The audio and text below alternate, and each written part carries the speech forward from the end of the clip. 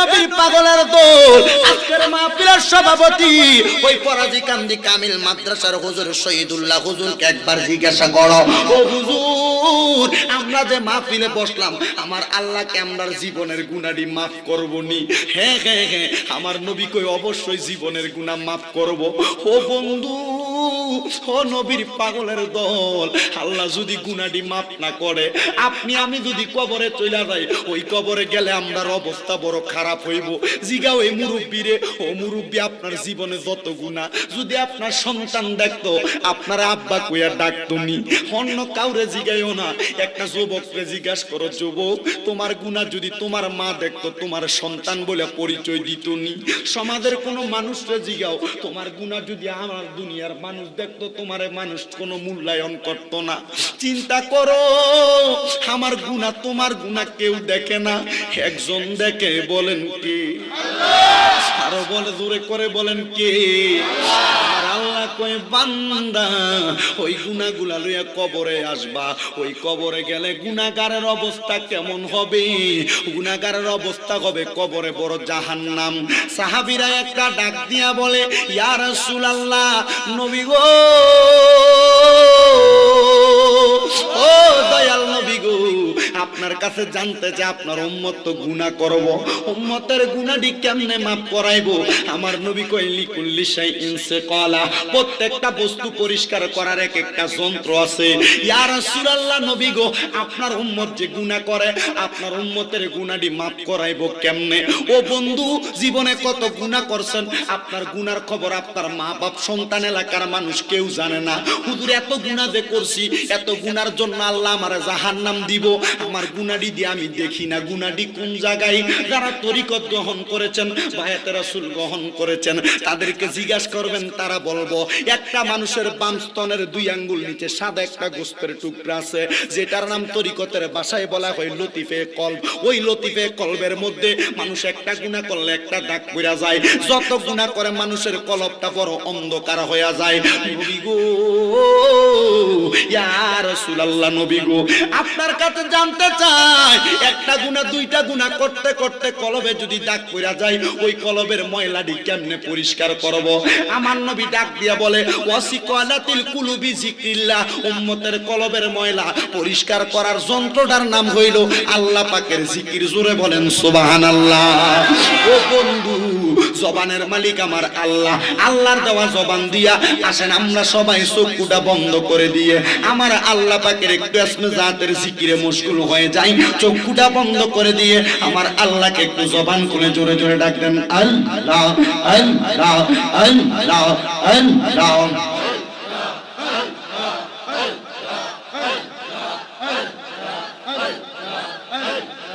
আল্লাহ আল্লাহ দমে দমে জফর নাম, আল্লাহ আল্লাহ দমে দমে মারহাবা। আল্লাহ আল্লাহ আসিলে তুফান ছিড়বে না ঘরের বান, আসিলে তুফান ছিড়বে না ঘরের বান, মন পাখি ওইরা যাইব নিজ জঙ্গলাহি দমে দমে মারহাবা। আল্লাহ আল্লাহ দমে দমে মারহাবা।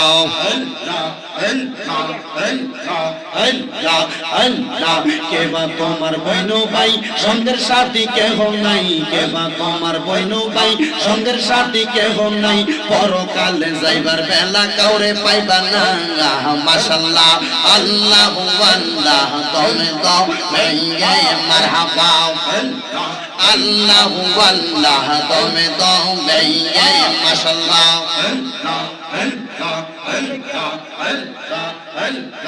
আল্লাহ আল্লাহ একদিন লইয়া যাইবা ইমানদার বানাইয়া নিও, ইমানদার বানাইয়া নিও, নবীজির প্রেমে ইমানের মূল সবাই বোঝার তৌফিক দিও। মাশাআল্লাহ ফুলসে রাতার কঠিন পারে সেইখানে নবীকে পাবে যেই নবীকে না চিনিবে জান্নাত পাবার আশা নাই মাশাআল্লাহ আল্লাহ একদিন লইয়া যাইবা ইমানদার বানাইয়া নিও ইমানদার বানাইয়া নিও নবীজির প্রেম ঈমানের মূল সবাই বোঝার তৌফিক দিও মাশাআল্লাহ কোরআনে আব্বায়াসে ইউহিব্বু কয় হাদিসেতে বলছেন নবী সরওয়ারে হাদিস শরীফ কইলা দেখো মাশাআল্লাহ আল্লাহ একদিন লইয়া যাইবা ইমানদার বানাইয়া নিও ইমানদার বানাইয়া নিও নবীজির প্রেম ঈমানের মূল সবাই বোঝার তৌফিক দিও মাশাআল্লাহ গুনাহ খাতা মাফ করো আমার আল্লাহ পরওয়ার গুনাহ খাতা মাফ করো আমার মারহাবা করলাম কত গুনাহ আর কাতা মাফ কইরা দাও ও এলাহি মাবুদ রব্বানা মারহাবা গুনার বোঝা মাথায় লইয়া কান্দি আমরা সারে জাগার আল্লাহ পরওয়ার গুনাহ খাতা মাফ করো আমার মাশাআল্লাহ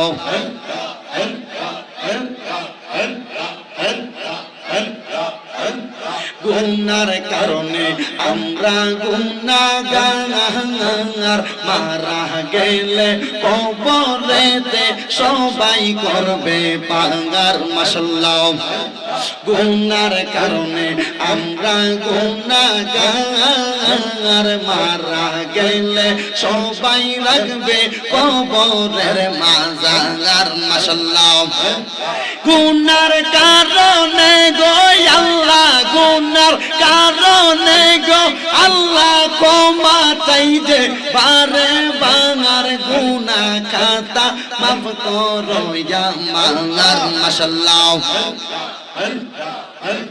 ও মাবুদ মাওলা রে কি নাম ধইরা ডাকবো তোমারে মাশাআল্লাহ কি নাম ধইরা ডাকলে তোমায় ধরাই লইবা বান্দা রে আমি কি নাম ধইরা ডাকবো তোমারে মারহাবা এক ডাকিলেন মুসা কোন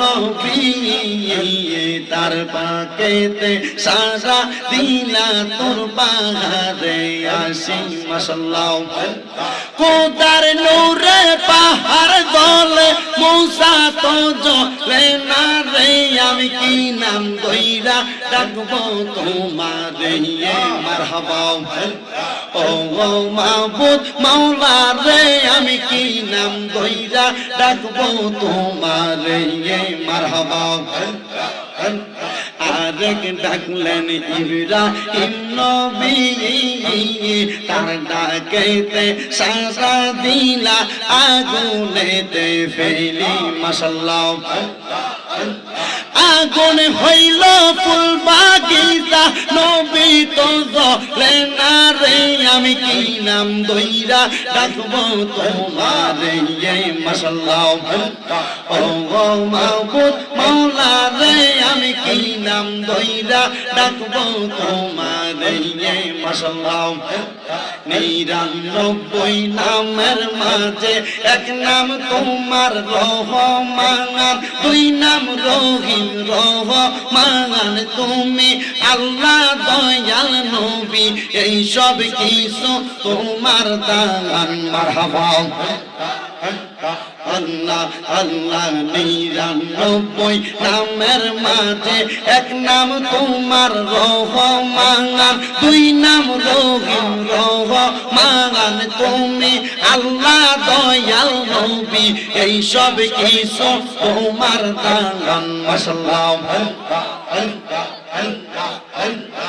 আদম হাওয়া তৈয়ার করে রাখলা তুমি ব্যস্ত করে, একমতে গন্ধম খাওয়াইয়া, একমতে গন্ধম খাওয়াইয়া দুনিয়াতে পাঠাইলা। মারহাবা। আল্লাহ আল্লাহ 99 নামের মাঝে এক নাম তোমার রহমান, দুই নাম রহিম রহমান, তুমি আল্লাহ দয়াল নবী, এই সব কিছু তোমার দান। মারহাবা। হস্ত দিলা সে বিবারে, জিব্বা দিলা ডাকতে তারে, নয়ন দিলা দেখিবারে, নয়ন দিলা দেখিবারে, তবু কেন অন্ধ মন? জিকির কর জিকির কর জিকির কর মুমিন গণ, জিকির কর মুমিন গণ, জিকিরেতে মাওলা রাজি আর রাজি নবী গণ। মাশাআল্লাহ।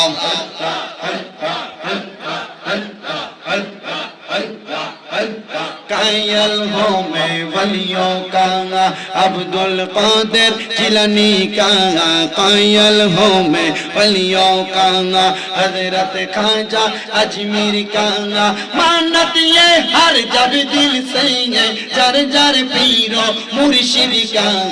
अल्लाह अल्लाह अल्लाह अल्लाह अल्लाह अल्लाह अल्लाह अल्लाह अल्लाह अल्लाह अल्लाह अल्लाह अल्लाह।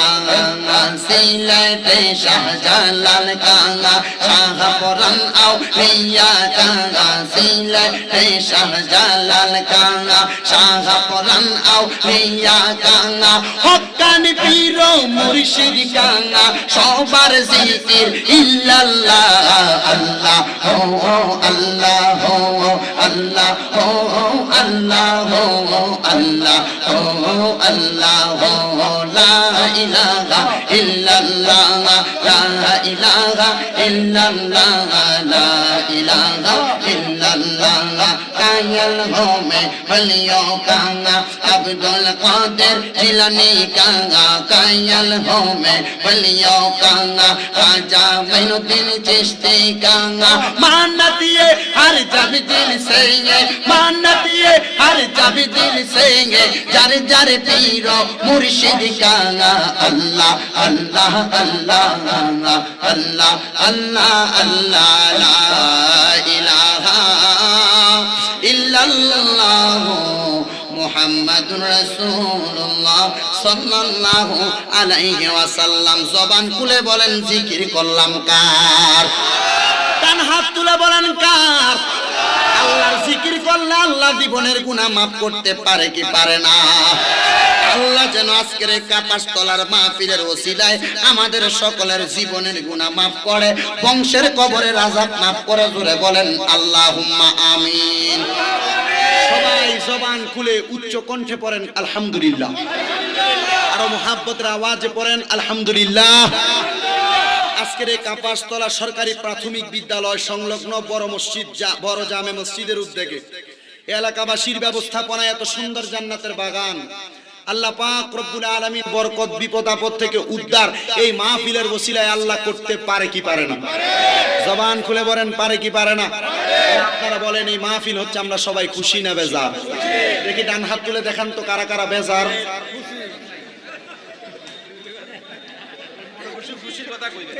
এতক্ষণ ওয়াজ করি আপনারা বুঝি এটা নিয়ে দেখাইলেন আমারে। এখানে কিছু তরিকতের মানুষ আসি বিদায় মাঝখান দিয়ে একটু জিকির করছি, ঠিক না? আমি ওয়াজ যেটা মূল ওয়াজ এটার ধারাবাহিকতা আমি প্রথমে শেষ করছি, রাখছি কোরআন তেলাওয়াতের ফজিলত, কারণ বর্তমান সমাজে আমাদের এটা থেকে আমরা মুসলমান দূরে, ঠিক কিনা? কোরআন থেকে দূরে থাকার কারণে বর্তমানে বাংলাদেশে অনেক নাস্তিক বেঈমান মুক্তাদেরা কোরআনের বিরুদ্ধে কথা বলে, কোরআনের আইনের বিরুদ্ধে কথা বলে, কোরআনের আইনের বিরুদ্ধে কথা বলে। আল্লাহর কসমে কাপাসতলা সরকারি প্রাথমিক বিদ্যালয়ের প্রান্তর থেকে বাংলাদেশের প্রশাসন, বাংলাদেশের প্রধানমন্ত্রী সহ যারা বাংলাদেশের রাজনৈতিক দায়িত্বে আছেন, প্রশাসনের দায়িত্ব আছেন, আপনাদের সবাইকে আমরা জানিয়ে দিতে চাই, আমরা মুসলমান রাজনীতির বিরুদ্ধে নয়, কোরআনের বিরুদ্ধে নয়, রাষ্ট্রের বিরুদ্ধে নয়। যারাই কোরআনের বিরুদ্ধে কথা বলবে তাদেরকে ফাঁসির কাষ্ট দিতে হবে। কথা বলেন ঠিক? বাংলাদেশ সরকার মুসলমান, বাংলাদেশের প্রশাসন মুসলমানের দায়িত্বে আছে, বাংলাদেশের রাজনৈতিক মানুষ যারা আছে তারা মুসলমান, বাংলাদেশের জমিনে বেশিরভাগ মানুষ মুসলমান। এই মুসলমানের বাংলাদেশে কোরআনের আইন নিয়ে যারা কথা বলবে, কোরআনের আইনের বিরুদ্ধে যারা কথা বলবে, কোরআনের উপর যারা আঙ্গুল তুলে কথা বলবে, তাদেরকে বাংলার জমিনে ঠাঁই দেওয়া হবে না।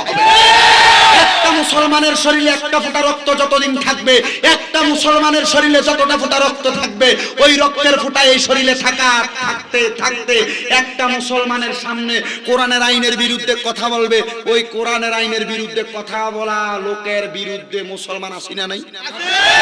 বলেন আসি না নাই? কারণ আমরা মুসলমানের জান, মুসলমানের কলিজাই কোরআন। আমরা আল্লাহ দেখি নাই, আমরা রসুল দেখি নাই, আল্লাহর নাজিলকৃত নবীর প্রতি ওই কোরআন আমরা দেখেছি।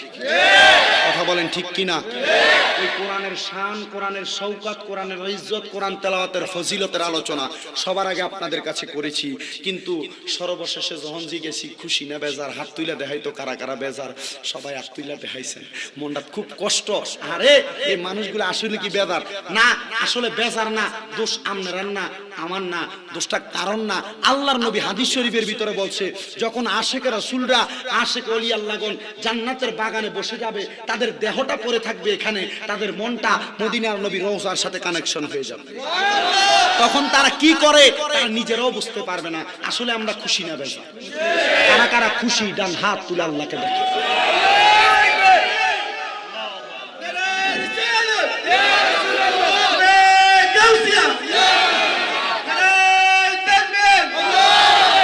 করেন মারহাবা। তাহলে আমরা খুশি না বেজার? একবার আলহামদুলিল্লাহ পড়লে বরকতরা, ফজিলতরা কি? আসমানের নিচে জমিনের উপরে যত খালি জায়গা আছে রহমত দিয়ে ভরপুর করে কে? আরো জোরে কে? আলহামদুলিল্লাহ কি কম পড়বেন না বেশি পড়বেন? এই হাদিসটা এখন সব মাহফিলে বলার চেষ্টা করি। আল্লাহ রাসূল সাল্লাল্লাহু আলাইহি সাল্লাম হাদিস শরীফের মধ্যে বলেছেন, আমি নবীর যেই উম্মত প্রত্যেক ফরজ নামাজের পরে, কোন নামাজের পরে?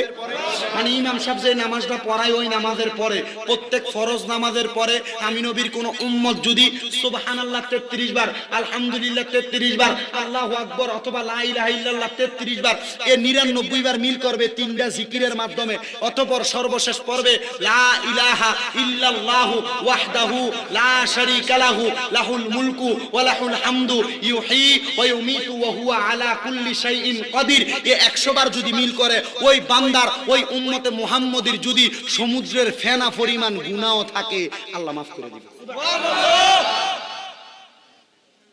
সুবহানাল্লাহ জোরে কইতেন। শর্ত লাগায় দিছে কোন নামাজের পরে, কোন নামাজের পরে, এটা কার পিছনে পড়ে, কার পিছনে পড়ে?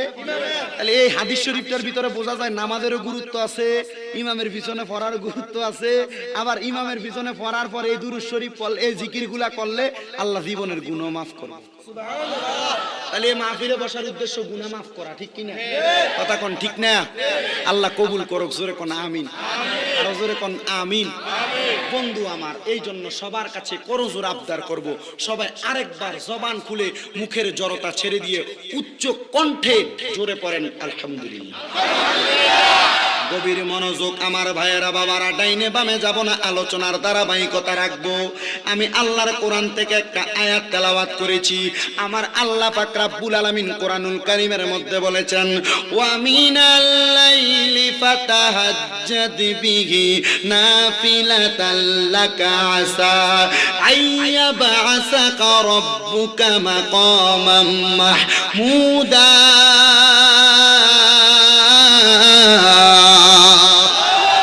ঘোষণা যিনি করেছেন তিনার নাম কি? আল্লাহ কয় জগতের মানুষ আমি আল্লাহ আয়াত নাযিল করে দিলাম ওয়া মিনাল লাইলি ফাতাহাজ্জাত বিহি। এই আয়াতটা আল্লাহর বান্দাদের প্রতি নাযিল হয় নাই। আল্লাহ আমার দয়াল নবীরে কয় নবী গো ওয়া মিনাল লাইলি ফাতাহাজ্জাত বিহি, আপনি রাতের কিছু অংশে তাহাজ্জুদের নামাজ আদায় করেন। ইয়া রাসূলুল্লাহ ইয়া হাবিবাল্লাহ নবী গো আপনার কাছে জানতে চাই তাহাজ্জুদের নামাজের কথা যে আল্লাহ আপনাকে বললেন তাহাজ্জুদের নামাজ পড়লে আমার আল্লাহ আপনাকে কি দিবে, কেন করার কথা বলেছেন? আল্লাহ কয় নবী গো আইয়াবা আসাকা রব্বুকা, আমার আল্লাহ এই তাহাজ্জুদ নামাজের কারণে অতি সত্বর আপনি নবীকে একটা উপহার দিবে। ইয়া রাসূলুল্লাহ উপহারটা কি? আমার নবীকে আমার আল্লাহ ডাক দিয়া কয় আইয়াবা আসাকা রব্বুকা মাকামাম মাহমুদা, আমার আল্লাহ যে পুরস্কার দিবে ওই পুরস্কারটার নাম হইল মাকামে মাহমুদ। জোরে কোন সুবহানাল্লাহ। আমার মদিনার কামলিওয়ালা নবী ডাক দিয়া কয় উম্মত রে, ও আমি নবীর উম্মতের দলেরা, তোমাদের কাছে আমি নবী একটা এলান জারি করে দিতে চাই, তোমাদের কাছে আমি নবী জানাইতে চাই আমার আল্লাহ যে বললেন আমি নবী তাহাজ্জুদের নামাজ পড়লে আমারে মাকামে মাহমুদ প্রদান করবে। এই আয়াত যখন আমি নবীর প্রতি নাযিল হয় আমি আমার আল্লাহর কাছে বলছিলাম আল্লাহ এই তাহাজ্জুদের নামাজ আমি নবী পড়ব, কিন্তু আমার উম্মত যদি তাহাজ্জুদের নামাজটা পড়ে আমার উম্মতদের লাভটা কি হবে? আমার আল্লাহর নবী রাহমাতাল লিল আলামিন নবী কয় উম্মত রে ওই তাহাজ্জুদের নামাজ যদি তোমরা পড়ো আমার আল্লাহ পাক রব্বুল আলামিন ওই তাহাজ্জুদের নামাজের বরকতে তোমাদেরকে দুনিয়ার সকল চাহিদা পূরণ করে দিবে। বলেন সুবহানাল্লাহ। এখন অনেকের মনে প্রশ্ন হুজুর তাহাজ্জুদের নামাজের কথা আমার দয়াল নবী আল্লাহর কোরআনের মাধ্যমে বলছে, এই নামাজটা তো ফজরের নামাজের আগে, এই নামাজটা পড়ার কথা তো আমার দয়াল নবী বলে দিয়েছেন। হুজুর আমরা তাহাজ্জুদ পড়ব দূরের কথা, আমাদের বর্তমান সমাজে এমন একটা গ্রুপ, এমন একটা মানুষ, এমন একটা দল বাইর হয়ে গেছে তাহাজ্জুদ নফল ইবাদত করব দূরের কথা, আমরা 5 ওয়াক্ত নামাজের কাছাকাছি মাহে রমজানের 20 টাকা তারাবিরে 8 রাকাত বানাইছে। কথা কোন না ঠিক না বে ঠিক? আমরা বিতিরের নামাজ 3 রাকাত পড়ি, এটারে কাইটা 1 রাকাত বানাইছে। হুজুর আমরা মসজিদের ভিতরে যাই ইবাদত করি, ইবাদতের মধ্যে আমরা পড়ি লা ইলাহা ইল্লাল্লাহু মুহাম্মাদুর রাসূলুল্লাহ, আমরা এলাকার মধ্যে লা ইলাহা ইল্লাল্লাহ মুহাম্মাদুর রাসূলুল্লাহরে 2 ভাগ কইরা কয়েক লগে রাখা যাইতো না। আপনাদের সবার কাছে জানতে চাই এই ফিতনাটা তো বেশি দিন না, এই ফিতনাটা তো অল্প কয়েকদিন, অল্প কয়েক বছর হইল শুরু হইল। আগে তো আমরা তাহাজ্জুদের নামাজ না, আগে তো আমরা বিতিরের নামাজ ঠিকই 3 রাকাত পড়তাম, আগে তো আমরা তারাবির নামাজ ঠিকই 20 রাকাত পড়তাম। তাহলে বর্তমান সমাজে তারা কেন কেন কেন ফতুয়াবাজি করতেছে 8 রাকাত পড়বা, 8 রাকাত পড়া উত্তম, তারা কেন ফতুয়াবাজি করতেছে তোমরা বিতিরের নামাজ 1 রাকাতই পড়বা, 1 রাকাত পড়া উত্তম। এখন তাদের কাছে প্রশ্ন, আপনারা যে ফতুয়াবাজি করতেছেন দেখবেন যেগুলা আপনাদের কাছে ফতুয়াবাজি করে এগুলা আগে আপনাদের এলাকার 5 ওয়াক্ত নামাজের মসজিদেও একত্র হইতো না। কথা কয় না ঠিক না বেঠিক? বিদেশ থেকে আইসা যদিও কোন রকম সৌদি আরবে দলিল বানায় তারা আপনারে দলিল দিব, সৌদি আরবে ফললে আমরা ফলতে অসুবিধা কিটা? তারা এখন উত্তর দিবেন গত 2 দিন আগে সৌদি আরবে হ্যালোইন নামক ভূতের পরচালিকা চালু হইছে, কার্টুন সমাজিকা চালু হইছে। তারা বলবেন সৌদি আরবে তো কার্টুন সাজে নাচানাচি করে, সৌদি আরবে তো কত সুন্দর সিনেমা লাগাইছে, তাহলে কি তুমি বলবা সিনেমা হল দেখো কি জায়েজ নাকি? দেখবেন এবার চুপ করে থাকবো। তারা বলবা সৌদি আরবে করে বাংলাদেশে করবে, এটা কোনো কথা নয়। তাকে বলবা আমরা আগে 20 টাকা তারাবি পড়ছি, আমাদের মাযহাব ইমামে আযম আবু হানিফা রাহমাতুল্লাহি আলাইহির মাযহাব প্রমাণ করে 20 টাকা তারাবি আমরা পড়ব, মাযহাবে হানাফি প্রমাণ করে আমরা বিতিরের নামাজ 3 রাকাত পড়ব। তুমি কোন থেকে আইসা কিভাবে আইসা এগুলারে ভুল প্রমাণ করতে চাও? না না না, আমরা কম ইবাদত করতে চাই না, আমরা বেশি ইবাদত করতে চাই। সাধারণভাবে যা কিছু করুক না কেন এদের পরিচয় বর্তমানে আহলে হাদিস নামে পরিচিত। আমি বলবো তোমরা যা হও না কেন আহলে হাদিস, তোমরা আল্লাহর বান্দা নবীর উম্মত, কিন্তু ফিতনা লাগানোটা তোমাদের এখন একটা স্বভাবে পরিণত হয়েছে। এতদিন তোমরা বলেছো মিলাদুন নবী করা যাবে না, বাংলাদেশে মিলাদুন নবী তোমাদের জন্য বেদাত, কিন্তু বিদেশে যায় ডলার পাওয়াতে মিলাদুন নবী দাঁত হইয়া গেছে। কথা কোন না ঠিক না বেঠিক? শুনেন বাবারা, আহলে আলে হাদিসের আকীদা হইল তারা তাদের জবান দিয়া বলে আল্লাহর হাবিব সাল্লাল্লাহু আলাইহি ওয়াসাল্লাম নাকি রওজা মুবারকে মুর্দা। বাজান রে, তাদের আকীদা হলো নবী মরা নবী, নবী কবরে আমাদের কোনো উপকার করতে পারবে না। একটা কথা মনে রাখবেন, এদের বদ আকীদা থেকে আমাদেরকে আল্লাহ যেন হেফাজত করে। জোরে বলেন আল্লাহুম্মা আমিন। ও বন্ধু, একটা ছোট্ট ঘটনা বললে আপনারা তাদের কথা বুঝবেন। 20 টাকার তারাবি আর 8 টাকার তারাবি, হাদিস শরীফে 8 টাকার তারাবির কথা আছে, 20 টাকার তারাবির কথা আছে। নামাজ কম পড়লে সওয়াব বেশি না বেশি পড়লে সওয়াব বেশি? 8 রাকাত তাহাজ্জুদ, তাহাজ্জুদ, 3 রাকাত বিতির, মোট হইছে আহাদা এশারা এহাদান আশারা একার রাকাতান, এই 11 রাকাত হইছে নামাজ। ওই 8 রাকাত তাহাজ্জুদের নামাজে যে তাহাজ্জুদের আয়াতটা আপনি নিছেন, এই তাহাজ্জুদের নামাজটারে তারা তারাবিতে লাগাইছে, আর 11 রাকাত লাগাইছে 3 রাকাত বিতির, 3 রাকাত বিতিরের ভিতরে লাগাইছে। এবার আসেন, তারাবি নামে কোনো নামাজ নাই। মারহাবা কইতেন, উনি আমার ওস্তাদের ওস্তাদ। আইয়েন, আইতাছি, একটু একটু একটু আমার ধারাবাহিকতা দেন। আচ্ছা বইয়েন, বইয়েন, সব দিত আইনে একটু আমার বুঝদাম দেন। বইয়েন, সব দিত আসি। আমরা বসতে রাজি আছেন তো ইনশাল্লাহ? বসতে রাজি আছেন তো ইনশাল্লাহ? ইনশাল্লাহ আল্লাহ যা করে আজকে কাফাসতলা থেকে সমাধান করে ইনশাল্লাহ বাড়িতে যাবো ইনশাল্লাহ। আসুন তো ইনশাল্লাহ, আল্লাহ বোঝার তৌফিক দান করুক। আসেন একটা ছোট্ট ঘটনা বলি। ঘটনাটা হইলো এটা এমন, এক ব্যক্তি নির্বাচনে দাঁড়াইছে। কিসে দাঁড়াইছে?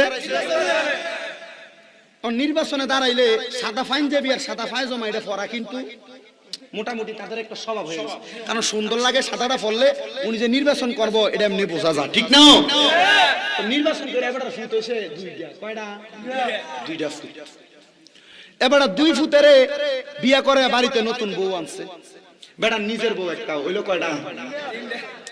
তো বেটা নির্বাচনে যে দাঁড়াইছে নতুন পাঞ্জাবি আর পায়জামা বাজার থেকে কিনে আনছে। তো কিন্না দন আনছে একটা পায়জামা আইনা, উনি ওনার ওয়াইফ রে ডাক দিছে, কই গো আব্দুর রহমানের মা, একটা পায়জামা আনছি, তুমি একটু কষ্ট কইরা আমার পায়জামাটারে 2 ইঞ্চি ছোট করে দিও, নাইলে পায়জামাটা আমার একটু লম্বা হয়ে যায়। বেডি কইছে ফাটতাম না। কইছে কি? এবার বড় ফুতের বউর কাছে যায় কইছে, গো তুমি তো আমার সবচেয়ে আদরের বউ, তোমার কাছে এই ফায়জামাটা দিয়ে যাই, তুমি একটু কষ্ট করে আমার ফায়জামাটারে 2 ইঞ্চি ছোট করে রাখো। আব্বা আমরা নাতি তো কান্দে, ফায়জামাটা ছোট করতে পারতাম না, আমি একটু আমি ছোট বউটারে যাই। ছোট বউর কাছে যাই কইতাছে, কই গো আমার ছোট ফুতের বউ নতুন বউটা না, তোমার কাছে একটা ফায়জামা দিয়ে গেছি, ফায়জামাটা একটু কষ্ট করে 2 ইঞ্চি ছোট করে দিও। কয় ইঞ্চি? 2 ইঞ্চি। ছোট ফুতের বউ, আব্বা আচ্ছা ঠিক আছে দিয়া যা। তো ছোট ফুতের বউ এটা ঠিক 2 ইঞ্চি মাফে মাফে কাটছে, কাইটা এটা সুন্দর কইরা সিলাইয়া আলনার উপরে রেখে দিছে। এটা আমি বড় বউটা বাইরে আইয়া করে, আব্বা তো কইছে ফায়জামাটা একটু ছোট করে দিতাম, না করে দিলে আব্বা রাগ হয়েছে। এবার এ বেডি এনে ফায়জামারে আর 2 ইঞ্চি কাটছে। কয় ইঞ্চি? 2 ইঞ্চি কাইটা এটা আবার সিলাইয়া আবার নিয়ে আলনার উপরে রাখছে। আচ্ছা বেটার এখন আপন বউটা রইছে না, বেডি চিন্তা করছে, মাগো আমার জামাইয়ে দাও, এই আসিস না, আমার জামাইয়ে দাও, আমি যে আমার কইছে 2 ইঞ্চি ছোট করে দিতাম, যদি আমি ছোট না করে দিই আমার জামাই রাগ করবো। এবারে 2 ইঞ্চি ছোট করার পরে এটা সুন্দর করে নিয়ে রাখছে। বেটা গোসল গাও ধুইয়া গাওড়া মুচ্ছে সুন্দর করে ফায়জামাটা লইছে ফরবার লাগিয়া। তো ফটো দেখে দেখে আচ্ছা 2 ইঞ্চি করে একটা ফায়জামার যদি কমায়, এটা কি ফ্যান না হাফ প্যান্ট? এটা ফ্যান না হাফ প্যান্ট? তো বেডি কই গো, কই আমার ফুতের বউ কই, আমার নিজের বউ কই, তোমরা কই গো? তো ডাক দনে সবাই কই গো তোমরা কোন? সবাই 3 জন আইছে, নিজের বউ ফুতের বউ 3 জন এ দাঁড়াইছে। কিতা গো তোমরা দিয়ে আমার ফায়জামাটারে কিতা করলা? তো নিজের বউ কইতা সামনে না কইছেন 2 ইঞ্চি কমাইছা, তো আমি কমাইছি। কত তুমি কিতা করছো? বড় বড় কামনে যে কইছেন 2 ইঞ্চি কমাইতাম, আমি এটাও কমাইছি 2 ইঞ্চি। ছোট বড় কত তুমি কি করছো? আমি 2 ইঞ্চি কমাইছি। কুমা তোমরা কমাইতে কমাইতে আমার ফায়জামারে 2 ইঞ্চি করে কমাইতে কমাইতে 3 দুগুণে 6 ইঞ্চি কমাই এটা ফ্যান্টারে হাফ প্যান্ট বানাই লইছো। তো বর্তমান আলে হাদিস 20 টাকার তারাবির 8 টাকা বানাইয়া ইবাদতে হাফ প্যান্ট বানানোর চেষ্টা করে। আল্লাহর কসম ইবাদতে হাফ প্যান্ট বানানোর চেষ্টা যারা করবে তারা আল্লাহর দরবারে দায় দেওয়া লাগবে। কথা বলেন ঠিক কিনা বলেন?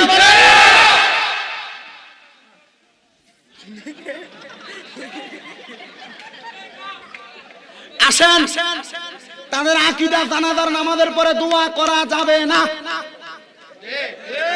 তাদের আকীদা কি?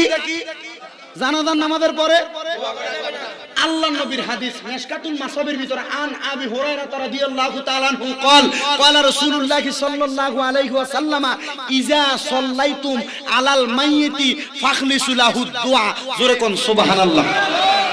আমি জানতে চাই যারা বলে জানাজার নামাজের পরে দোয়া করা যাবে না, আপনি কি তার কথা মানবেন না নবীর হাদিসের কথা মানবেন?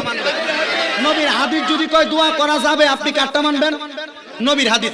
আমার নবী কয় ইজা, যখন, ইজা সাল্লাইতুম, নামাজ আদায় করবে তোমরা, আলাল মাইয়িতি, মৃত ব্যক্তির জন্য। কার জন্য? কার জন্য? মৃত ব্যক্তির জন্য দোয়া করবা। বলে মৃত ব্যক্তির জন্য তোমরা যখন নামাজ আদায় করবা, ইজা সাল্লাইতুম, তোমরা যখন নামাজ আদায় করবা, আলাল মাইয়িতি, মৃত ব্যক্তির জন্য, ফাখলিসু লাহু দুআ, অতঃপর তার জন্য দোয়া করো। সুবহানাল্লাহ। আমি জানতে চাই লাশ মাটি দেওয়ার পরে দোয়ার কথা বলছে না নামাজ পড়ার পরে? মৌলবী বলে মাটি দেওয়ার পরে, নবী বলে লাশটা জানাজা দেওয়ার পরে, নামাজ পড়ার পরে। মৌলবীর কথা মানবেন না নবীর কথা মানবেন?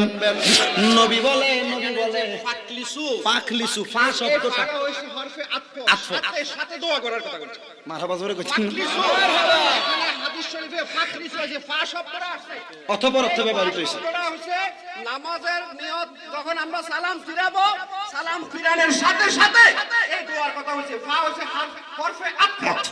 এই আলে হাদিস ভাইরা হরফে আতফ কি দাও জানেন?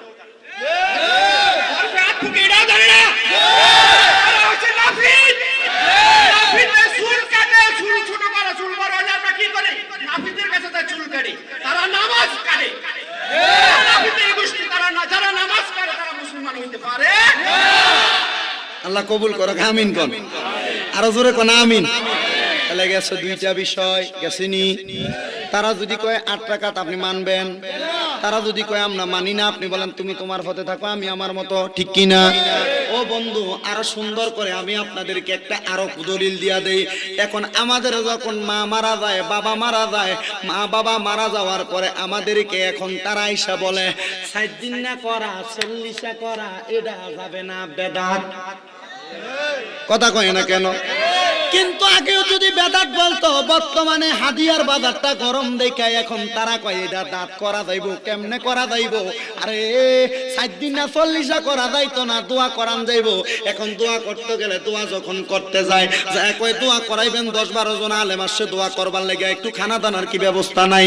এতদিন ছিল বেদাত 60 দিনে করা, এতদিন ছিল বেদাত 40 করা। তারা বলবেন না বাবা, আপনি যে বলেন আপনি বেদাত দোয়া করা যাবে না, বেদাত আপনি 4 দিন না 40 ফতুয়া লাগান। আল্লাহর নবী রাহমাতাল লিল আলামিন নবী কয় উম্মত রে, হাদিস শরীফের মধ্যে আমার নবী বলতেছেন, ও জগতের মানুষ, আন আসমা বিনতি ইয়াজিদা আন্না হাসানিয়াত রাসূলুল্লাহি সাল্লাল্লাহু আলাইহি ওয়াসাল্লাম আন আবি উসাইদিন ক্বালা বাইনা নাহনু ইনদা রাসূলিল্লাহি সাল্লাল্লাহু আলাইহি ওয়াসাল্লাম ইয জাআহু রাজুলুম মিন বানি সালামাতা ফাকালা ইয়া রাসূলুল্লাহি হাল বাকিয়া মিন বিররি আবওয়াইয়া শাইউন আবাররুহুমা বিহি বাদা মাউতিহিমা ক্বালা না'আম আসসালাতু আলাইহিমা ওয়াল ইস্তিগফারু লাহুমা ওয়া ইনফাদু আহাদিহিমা মিন বাদিহিমা ওয়াসিলাতির রাহমিল্লাতি লা তুসালু ইল্লা বিহিমা ওয়া ইকরামু সাদিকিহিমা রাওয়াহুল আবু দাউদ। জবান খুলে উচ্চ কণ্ঠে ধরে বলেন সুবহানাল্লাহ। আব্বা মারা যাওয়ার পরে 60 দিন না করা যাবে না, 40 করা যাবে না, দোয়া করা যাবে না। যারা দলিল দিচ্ছে এবার তাদেরকে আপনি দলিল দিয়া দিবেন। বলে ভাই আপনি যে বলেন আপনার দলিলকে আমি খণ্ডন করতেছি। আবু দাউদ শরীফের 700 নম্বর পৃষ্ঠার 5142 নম্বর হাদিসের মধ্যে আমার নবী বলতেছেন, হযরতে আবু উসাইদিন রাদিয়াল্লাহু তাআলা আনহু বলতেছেন, বাইনা নাহনু ইনদা রাসূলিল্লাহি সাল্লাল্লাহু আলাইহি ওয়াসাল্লাম, একদিন আমি আমার নবীর দরবারে উপস্থিত ছিলাম। ইদি জাআ রাজুলুম মিন বানি সালামা, ওই নবীর দরবারে বনু সালমা গোত্রের একজন লোক আগমন করছে। আগমন করার পরে আমার নবীকে বলে ফাকালা ইয়া রাসূলুল্লাহ। সুবহানাল্লাহ। ও বন্ধু, এই হাদিস শরীফের মধ্যে আরেকটা দলিল আসতেছে। বর্তমানে বাংলাদেশে আমার নবীর নারে তাকবীর আল্লাহু আকবার স্লোগান দেয়, এরপরে নারে রিসালাত ইয়া রাসূলুল্লাহ লেখলে কয় ফালতু স্লোগান। নাউযুবিল্লাহ। কথা কোন কয় কি কয় না। তার তারা বলে রে তোমরা যে ইয়া রাসূলুল্লাহ রে ফালতু স্লোগান বলো, তোমরা বলো কোরআনে হাদিসে আল্লাহ নবীরে কোন জায়গায় ইয়া রাসূলুল্লাহ কইছে না। আরে আল্লাহ নবীরে কেন বলবো? আল্লাহর পরে নবীর সাহাবায়ে কেরাম নবীরে কয় ফাকালা ইয়া রাসূলুল্লাহ। আর জোরে কন্না সুবহানাল্লাহ। তাহলে ইয়া রাসূলুল্লাহ ফালতু না, ইয়া রাসূলুল্লাহ কোরআনের কথা হাদিসের কথা, তাদের প্রমাণটা খণ্ডন হলো। তাহলে ইয়া রাসূলুল্লাহ বলা যাবে যাদের নারায়ে তাকবীর আল্লাহু আকবার নারায়ে রিসালাত থাকবে না, মনে করবেন এটি বাতিল। রিসালাতের বদলি বর্তমানে লাগায় নারায়ে তাকবীর আল্লাহু আকবার, দ্বীন ইসলাম জিন্দাবাদ। দ্বীন ইসলাম পাইলা কারে দিয়া? ওরে কারু সিলাই সিন্নি খাইলি মোল্লা তোরা সিল্লি না, ওরে মৌলবি ইমান নিয়া মূর্তি তোরা পারবি না। বাজান আমার নবী হাদিসের মধ্যে এবার বলেন, উনি জিজ্ঞাসা করে ফাকালা ইয়া রাসূলুল্লাহ হাল বাকিয়া মিন বিররি আবওয়াইয়া শাইউন আবার রুহুমা। ইয়া রাসূলুল্লাহ নবী গো আপনার কাছে জানতে চাই আমাদের কোনো কিছু দায়িত্ব আছে কিনা, বিহি বাদা মাউতিহিমা আমাদের মা বাবা মারা যাওয়ার পরে আমরা সন্তানের কোনো দায়িত্ব আছে কিনা। আমার নবী কয়ে কলা নাআম হ্যাঁ অবশ্যই দায়িত্ব আছে। ইয়া রাসূলুল্লাহ দায়িত্বটা কি? আমার নবী বলেন আসসালাতু আলাইহিমা, তোমরা তোমাদের মা বাবার জন্য বেশি বেশি দোয়া করো। মাটি দেওয়ার পরে না মরার পরে? কি মাটি দেওয়ার পরে? মাটি দেওয়ার পরের কত নাই, মরার পরের কত নাই, যেই সময় পারো মা বাপ মরার পরে বেশি বেশি দোয়া করো। আসসালাতু আলাইহিমা, তোমরা বেশি বেশি তোমাদের মা বাবার জন্য দোয়া করো। নবী গো আপনার কাছে জানতে চাই আর কি দায়িত্ব? আমার নবী কই ওয়াল ইস্তিগফারু লাহুমা, তোমরা তোমাদের মা বাবার জন্য ক্ষমা প্রার্থনা করো। হুজুর দিয়া 10 খতম কোরআন তেলাওয়াত করাইয়া 10 জন 20 জন মানুষ খাওয়াইয়া আপনি কি ওই জায়গার মধ্যে মা বাপের গজব দেন না, ক্ষমা প্রার্থনা করেন? আমার নবীর কাছে সাহাবীরা বলে ইয়া রাসূলুল্লাহ আইয়ুল ইসলাম খায়রুন, ইসলামের মধ্যে উত্তম কাজটাকে? আমার নবী কয় কয়লা তাকরাউস সালাম, তোমরা সর্বপ্রথম সালাম দিবে। ওয়া কয়লা তুতাইমুত তাম, অপরকে খাদ্য খাওয়ানো উত্তম কাজ। একটা মানুষ যদি এক বেলা খাবার খায় আল্লাহর কাছে দোয়া করে, আল্লাহ তোমার বান্দা কোন উদ্দেশ্য খাওয়াইলো জানি না, আল্লাহ তার মনের আশা তুমি পূরণ করো। বান্দা তো 7 দিন না 40 কইরা মা বাবার জন্য দোয়ার জন্যই তো কিন্তু খানাটা খাওয়াই, ঠিক না বেঠিক? আমরা মা বাবার জন্য মানুষ খাওয়াইয়া দোয়া করলে দোয়া খাওয়াইলে ডাইরেক্ট মানা করে দেয়, বলে খাওয়াই তো বলে ভাত তো না। আল্লাহর নবী কয় খাওয়াও। মুসলমান ইমানদারের মধ্যে কিছু মানুষ তারা কয় খাওয়াইও না। তাহলে বলেন যারা বলে খাওয়াইও না আর নবী কয় খাওয়াও, নবীটা মানবেন না তারার কথা মানবেন? জোরে বলেন নবীটা মানবেন না তারার কথা মানবেন? আমার আরো সুন্দরভাবে বুঝতে পারবেন, আরো সুন্দরভাবে বুঝতে পারবেন। নবী গো আপনার কাছে জানতে চাই আর কি দায়িত্ব আছে? আমার নবী কয় ইনফাদু আহাদিহিমা, তোমার আম্মা আব্বার মনের আশাগুলা তোমরা পূরণ করবা। মা মরার আগে আব্বা সন্তানের কাছে ওসিয়ত করে, পুত্রে আমার তো সম্পদের অভাব নাই, টাকার অভাব নাই, আমি যদি মারা যাই, আমি মারা যাওয়ার পরে তুমি আমার জন্য মানুষকে খাওয়াইয়া দোয়া করাইবা, অথবা একটা জেফত করে দোয়া করাইবা। আব্বার ওসিয়ত পূরণ করা নবীর হাদিস কয় এটা তোমার সন্তানের উপর দায়িত্ব। আব্বা কয়ে গেছে খাওয়াইতো, এখন আব্বার কথা মানবেন না এলাকার টুন্না মানুষের কথা মানবেন? নবীর হাদিস শরীফ। ও বন্ধু আসেন এবার ভাইয়ের কথা লিল্লাহে তাকবীর। এখন ওনার কথা মানলাম লিল্লাহে তাকবীর, আমরা বলি নারে তাকবীর, তারা বলে লিল্লাহে তাকবীর। এতদিন তো ছিল না, এখন আসলো কোথা থেকে? তারা লিল্লাহে তাকবীর বলে, এটা তাদের ব্যাপার। তবে আমরা নারে তাকবীর বলি, আল্লাহর স্লোগান। লিল্লাহে তাকবীরও আল্লাহর স্লোগান, নারে তাকবীরও আল্লাহর স্লোগান। তবে বর্তমানে যারা লিল্লাহে তাকবীর বলতেছে তারা কিন্তু চিহ্নিত মানুষ, আহলে সুন্নাত ওয়াল জামাতের আকীদার বাহিরের মানুষ, ঠিক কি না? বুঝতে হবে। তাহলে আমরা যারা আহলে সুন্নাত ওয়াল জামাতের আকীদা ধারণ করি, আল্লাহু আকবার নারে তাকবীর আল্লাহু আকবার এটা কইলে গুণ হইব, গুণ হইব। আমরা এটা বলি আলহামদুলিল্লাহ বলেন। আসেন বাবারা, প্রশ্নের জবাব দেওয়ার মতো যোগ্যতা আমার নাই, হুজুর আছে বিদায় দুই একটা কথা আমি আপনাদেরকে বলে যাওয়ার চেষ্টা করতেছি। বর্তমান সমাজে আরো নতুন নতুন ফিতনাগুলো আপনাদেরকে সুন্দর করে বলে। ঈদের নামাজে 4 তাকবীর দিয়া নামাজ পড়ি, তারা লাগাইছে কয় তাকবীর? 12 তাকবীর। 6 তাকবীর আমরা পড়ি, তারা লাগাইছে 12 তাকবীর। বলে হুজুর এখন তো কইলেন বেশি পড়লে বেশি সওয়াব, তাহলে কি এত বেশি করবেন নি? বলে হুজুর নবীর নিয়ম যেটা আমরা সেটা করব। তারা এতদিন কাইটা ছোট কইরা ঈদের নামাজে কিল্লেগা জোড়া দিল, বোঝা যায় অন্য কোনো কিছু না রে বন্ধু। তারা যেইটা দিয়া যে স্বার্থ হাসিল করতে পারে, নতুন নতুন ফতুয়া দিয়া, নতুন নতুন কথা বইলা মানুষের মাঝে তাদের পরিচিতি বাড়ানোর জন্য তারা নতুন নতুন কথা প্রচার করে। ঠিক না বেঠিক? বলেন ঠিক না বেঠিক? অন্য কোনো কথা নয়। বর্তমান যুব সমাজ যারা আছেন আপনাদের সবার কাছে বলবো, নবী বলেছেন উম্মতে মুহাম্মদী তোমরা এমন ভাবে ইবাদত করো যে ইবাদতের মধ্যে তোমার সহজ সরলতা প্রকাশ পায়। হুজুর সহজ সরলতা প্রকাশ পায় এমন ইবাদত করব। আমরা যে আগে 20 রাকাত পড়ছি, আগে যে আমরা বিতিরের নামাজও 3 রাকাত পড়ছি, আগে যেভাবে ইবাদত করছি, আমরার ইবাদতগুলা কি ভুল ছিল? ইমামে আযম আবু হানিফা কি বলছিল? বড় বড় মুয়াত্তায়ে ইমাম মালিক কি বলছিল? তারা তো বলছিল না। তাহলে কেন আমাদেরকে ভুল বোঝানো হয়?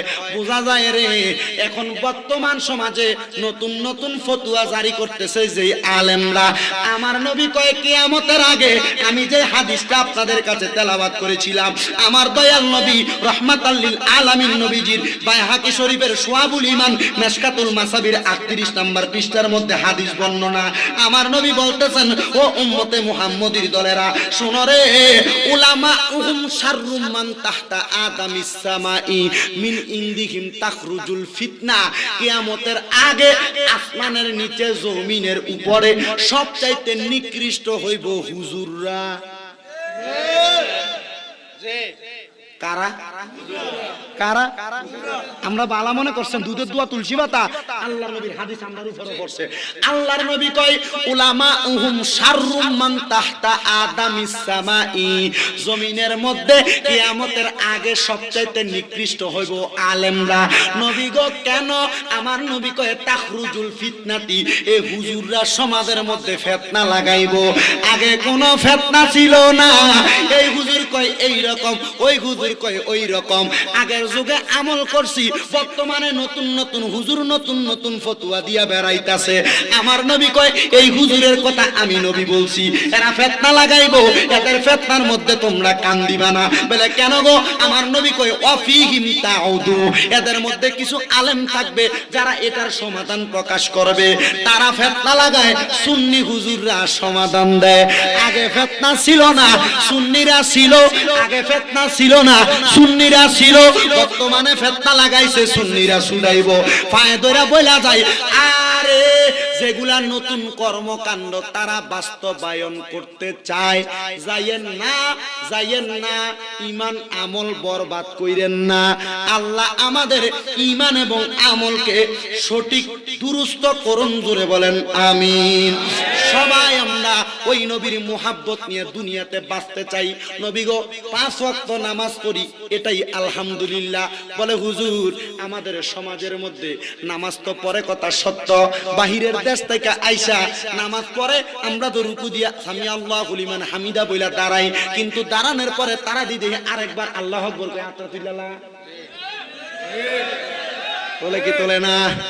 এটারে তারা প্রমাণ করতেছে রফউল ইয়াদাইন, এটা প্রমাণ করতেছে এটা হাদিসের কথা। আপনারা বলেন কথা সত্য, কিন্তু বাজান রে এই হাদিসটা যে এখন লাগাইতেছেন, তাহলে আমরা যেভাবে পড়ি এটা কি কোনো ভুল ইবাদত নাকি? বলে না না না, এটা ভুল ইবাদত না। সে বলতে চাইবো ইবাদতের মধ্যে নতুন করে যদি আপনি আরেকটা আমল করেন, নবী যেটা করছে এটা করলে তো গুনাহ নাই, তাহলে আপনি কারটা মানবেন?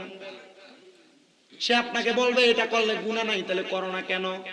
তাকে বলবেন যেইভাবে নামাজ পড়ি, যে ইমামের পেছনে নামাজ পড়ি, ইমাম নামাজের মধ্যে দাঁড়ানোর সময় বলে আনা ইমামুল ইমান মাইয়াহদুরু, ইমাম যখন বলে সকল মুসল্লির দায়িত্ব নিছি, তুমি যখন ইমামের পেছনে দাঁড়াও আল্লাহু আকবার বলে দাঁড়ানোর আগে নিয়তটা যখন করো, বলে নিয়তটা কি? একটা দায়িত্ব ইমামের অনুসরণ করতেছি, ইমাম তো রফউল ইয়াদাইন দেয় না, তুমি কেন দাও? ইমামের অনুসরণ হইছেনি, ইমামের অনুসরণ হইছেনি। ইমামরে অনুসরণ না করলে নামাজে তো হইব না। তাহলে আপনি কেমনে তারে মানলেন, তারটাও আপনি অনুসরণ করলেন? আরো শোনেন, এখন হুজুর আপনি যে নিয়তের কথা বলেন, তারা তো কয় নিয়ত বলতে কিছুই নাই। সুবহানাল্লাহ জোরে কইতো না, আয় সুবহানাল্লাহ, নাউজুবিল্লাহ কোন মিয়া। তারা কি বলে? নিয়ত নাই। নিয়ত বলতে তো নবীজি হাদিসে যে বলল, নিয়াতুল মুমিনিন খায়রুম মিন আমালি, মুমিনের নিয়ত তার আমলের চাইতে উত্তম। সুবহানাল্লাহ কইতেন না? এই হাদিসের ব্যাখ্যা এভাবে করতেছে, যদি কোনো মানুষ নিয়ত করে হজ করতে যাইবো, যাইতে পারে নাই, অর্ধেক রাস্তায় মারা গেছে, তার আমল নামে হজের সওয়াব হইব। কোন মানুষ নিয়ত করছে কাফাসতলা স্কুলের মাঠ থেকে আসরের নামাজের পরে মাগরিব পড়তে যাইবো, পড়ার আগে মসজিদের দরজাটার ভিতরে যাইয়া তার ইন্তেকাল হইছে, নামাজ পড়তে পারে নাই মাগরিব, তার আমল নামে মাগরিবের সওয়াব হবে। তো সে যে বলে নিয়ত নাই, আরেক দরজায় যায় ভিক্ষা যায়, রাব্বে কারিম আল্লাহ ফরিয়াদ তোমার দরবারে দয়াল, আমরা গুনাহগার মানুষ তোমার দরবারে হাত বাড়াইছি, তোমার দরবার থেকে যদি আমাদেরকে ফিরিয়ে দাও, আমরা কারোর কাছে যাওয়ার মতো কোনো জায়গা নাই রে দয়াল। মদিনা রহমাতাল লিল আলামিন নবীর ওসিলায় আমরা সবাই রে তুমি কবুল আর মঞ্জুর কইরা নাও। মাবুদ ও দয়াল আল্লাহ, আমরা গুনাহগার মানুষ, আজকের মজলিসে তিনটা শ্রেণীর মানুষ হাত বাড়াইয়া দিছে। একটা শ্রেণীর মানুষ আছে যাদের জগতের ভিতরে আব্বা নাই রে আব্বা, যেই বাবা রিকশা চালাইয়া মাটি কাইটা মাথার গাম পায়ে ফালাইয়া পরের বাড়িতে বদলার কাজ কইরা সন্তানরে মানুষের মতো মানুষ করার জন্য আব্বা ক্ষেতের ওয়া লাগাইতে লাগাইতে নিজে কষ্ট করে মাজার ব্যথা পায়ের ব্যথা কইরা ফালাইছে, তবু আব্বা সন্তানের জন্য কামাই করা বন্ধ করে নাই। আল্লাহ এমন আব্বা যাদের অন্ধকার কবরে, এমন আব্বার কবর তুমি জান্নাতের বাগান বানিয়ে দাও রব্বুল আলামিন। ও দয়াল আল্লাহ, কত মানুষ হাত বাড়াই এমনে বানাই নাই, এমনে বানাই নাই। ও আল্লাহ গো, কেন বানাইছেন জানতে চাই। আমার আল্লাহ কই একমাত্র আমার ইবাদত করার জন্য বানাইছি। রাব্বে কারিম আল্লাহ ইবাদতের জন্য বানাইছেন। মসজিদের মধ্যে 5 ওয়াক্ত নামাজের মধ্যে আজান দেয়, হাইয়া আলাস সালাহ, নামাজের দিকে আসো বলে বলে আপনাকে 5 ওয়াক্ত নামাজে 10 বার ডাকা হয়। হাইয়া আলাল ফালাহ, কল্যাণের দিকে আসো বলে আপনাকে 10 বার ডাকা হয়। আপনি মসজিদে যান না, আপনি নামাজে যান না, ভালো কর্মকাণ্ডে যান না, কিন্তু আপনার এলাকার মধ্যে কোনো বিবাহ হইলে ওই বিবাহের মধ্যে যদি ডেক্সেরটা বাজায়, স্পিকারটা বাজায়, হুইপারটা বাজায়, আপনি দৌড় মেরা গান শোনার জন্য চইলা যান। চিন্তা করছো নি আমার আল্লাহর আযানের ধ্বনি তোমার কাছে ভালো লাগে না, আমার আল্লাহর কোরআনের ধ্বনি তোমার কাছে ভালো লাগে না, তোমার কানের মধ্যে গানের আওয়াজ আসলে তোমার কাছে বড় মজা লাগে। মুসলমান একটাবার চিন্তা করো, এই দুনিয়াতে যত ভালো কাজ করবা তুমি কবরে গেলে তত ভালো থাকবা, এই দুনিয়াতে যত মন্দ কাজ করবা কবরে গেলে তত মন্দ থাকবা। কিন্তু আপনি আমি যদি কবরে চইলা যাই, ওই কবরের মধ্যে আপনার কেউ আপন হবে না। সাহাবায়ে কেরাম একটা ইয়া রাসূলুল্লাহ বলে ডাক দিলে আপনারা জবান খুলে আল্লাহু আকবার বলবেন। সাহাবায়ে কেরাম একটা ডাক দিয়া বলে, ইয়া রাসূলুল্লাহ, নবী গো, ও মায়ার নবী গো, আপনার কাছে জানতে চাই, কবরে দুনিয়ার কেউ যাবে না। যেই সন্তানের জন্য টাকা নষ্ট করলা, যেই সন্তানের জন্য তুমি নামাজ ছেড়ে দিলা, যে স্ত্রী পুত্রের বরণ পোষণের জন্য তুমি সব নষ্ট করে দিলা, ওই সন্তান তোমার কবরে যাইবনি? না না, তা না, তোমার সন্তান কবরে যাইতো না, তোমার স্ত্রী কবরে যাইবো। বলে না, তোমার স্ত্রী কবরে যাবে না, এই এলাকার কোনো বন্ধু বান্ধব কবরে যাবে না। ইয়া রাসূলুল্লাহ, তাইলে কবরে আপন হইবটা কি? আমার নবী কয়, উম্মত, ওই কবরে তোমাদের 2টা জিনিস আপন হবে। জোরে বলেন কয়টা? জোরে বলেন না কয়টা? ইয়া রাসূলুল্লাহ, নবী গো, ও মায়ার নবী গো, 2টা জিনিসের পরিচয় জানতে চাই। আমার নবী কয়, 1 নাম্বার হলো ঈমান, 2 নাম্বার তোমার আমল। ঈমান আর আমল যদি ভালো রাইখা তুমি কবরে যাইতে পারো গো, ওই কবরটা হবে তোমার জন্য ভালা। ও বন্ধু, আপনি মনে মনে চিন্তা করছেন আপনার বাবা দুনিয়াতে ছিল, আপনার দাদা দুনিয়াতে ছিল, তারা কবরে চলে গেছে, আপনিও কবরে যাইবেন, মরার পরে কয়েকদিন থাকবেন, আপনার কবরের মধ্যে আপনার দেহ পয়সা যাইব। না রে না না না না, মানুষের দেহ কবরে পয়সা যায় না। যারা সঠিক মানুষ হইছে তাদের দেহ কবরেও জিন্দা থাকে। এটার প্রমাণ তোমরা চাও? আমাদের কুমিল্লার জমিনে কয়েকদিন আগে আপনারা আমার একটা ভিডিও হয়তো দেখেছেন। আল্লাহর ওলি হযরতে কুতুব শাহ সাফি নামক একজন আল্লাহর বান্দা দুনিয়ার জমিনে কেমন ইবাদত করছে, আল্লাহর কাছে কত পছন্দ হয়েছে জানি না। 18 বছর পরে গত রমজানে ওনাকে এনায়েতপুর কচুয়া থেকে তুইলা নিয়া কুমিল্লার জগন্নাথপুরে ওনার মাজার করছে আবার। কিন্তু বন্ধু 17 বছর 2 মাস পরে যেমন দেহ তেমন কবরে পইরা রইছে। দেহ নিয়ে ওই জায়গায় রাখছে, নিজের চোখে দেখছি। আমার 2-3টা ক্যামেরাম্যান আছে, তারাও পর্যন্ত ওই জায়গায় যায় দেখছে। তারা কয় হুজুর এমন খেলা তো জীবনে দেখলাম না। মানুষের দেহ মরা যাওয়ার পরে একবারে বিজ্ঞান প্রমাণ করে 3 দিন পরে গায়ের পশম গুলা পইরা যায়। বিজ্ঞান প্রমাণ করে 7 দিন পরে মানুষের চুলের গুলা মাথা থেকে পইরা যায়। বিজ্ঞান প্রমাণ করে 15 দিন পরে চামড়ার মধ্যে পশম ধরা যায়। বিজ্ঞান প্রমাণ করে 30 দিন 2 মাস পরে মানুষের শরীরের চামড়া গুলা খইসা পইরা যায়। এটা কেমন দেহ? এই দেহটা মাটিও ছুঁইল না, এই দেহটা মাটিও খাইল না, এই দেহের মধ্যে একটা মশা মাছি বসলো না। কারণ কি? ওই যে আল্লাহর নবী কইছে কবরের মধ্যে 2টা জিনিস তোমার আপন, একটা হইল ঈমান আর একটা হইল তোমার আমল। ঈমান আর আমল যদি দুনিয়াতে ঠিক কইরা মরতে পারেন গো, আপনার কবরটা হবে সুন্দর এবং সুশীল। আর নচেত কবরে আপনি আযাবের জন্য বাঁচতে পারবা না। হে কাপাসতলার মানুষ, হে লাকসাম থানার মানুষ, চিন্তা করেন আপনি যদি আপনার এলাকার কবরস্থানের সামনে দিয়া যান, একটা কবরবাসীর লগে যদি একদিন কথা বলতে পারতেন, যদি কবরবাসীদের সঙ্গে আপনার কথা বলার ক্ষমতা থাকতো, ওই কবরবাসীর ডাক দিয়ে কইতো পুত্রে, কবরবাসীর ডাক দিয়ে কইতো আমার সন্তানেরা, আত্মীয় স্বজন, আমি কবরে ভালা নাই রে বালা নাই, আমার কবরে কঠিন আযাব হইতাছে। তোমরা কবরে আসার সময় কবরের পুঁজি নিয়া তোমরা কবরে আসবা। কবরের মানুষের কথা তো আপনি বুঝেন না, ওই কবরে গেলে আপনার কি অবস্থা হইব। ও যুব সমাজের ভাই, তুমি তোমার অ্যান্ড্রয়েড মোবাইলটার মধ্যে তুমি কত সময় দাও? 5 ওয়াক্ত নামাজে তুমি এত সময় দাও না। হে যুবক বন্ধুরা, তুমি তোমার সোশ্যাল মিডিয়াতে কত সময় দাও? আমার আল্লাহর কোরআনে তুমি এত সময় দাও না। তোমার কদম আমার সামনে দাও, আমি জিহ্বা দিয়া তোমার কদম পরিষ্কার করে দিব। তুমি যুবকের দিকে আল্লাহর জান্নাত তাকিয়ে রইছে। তুমি যুবক যদি গুনার কাজের মধ্যে লিপ্ত হইয়া যাও, আল্লাহর জান্নাতের মধ্যে কে থাকবো?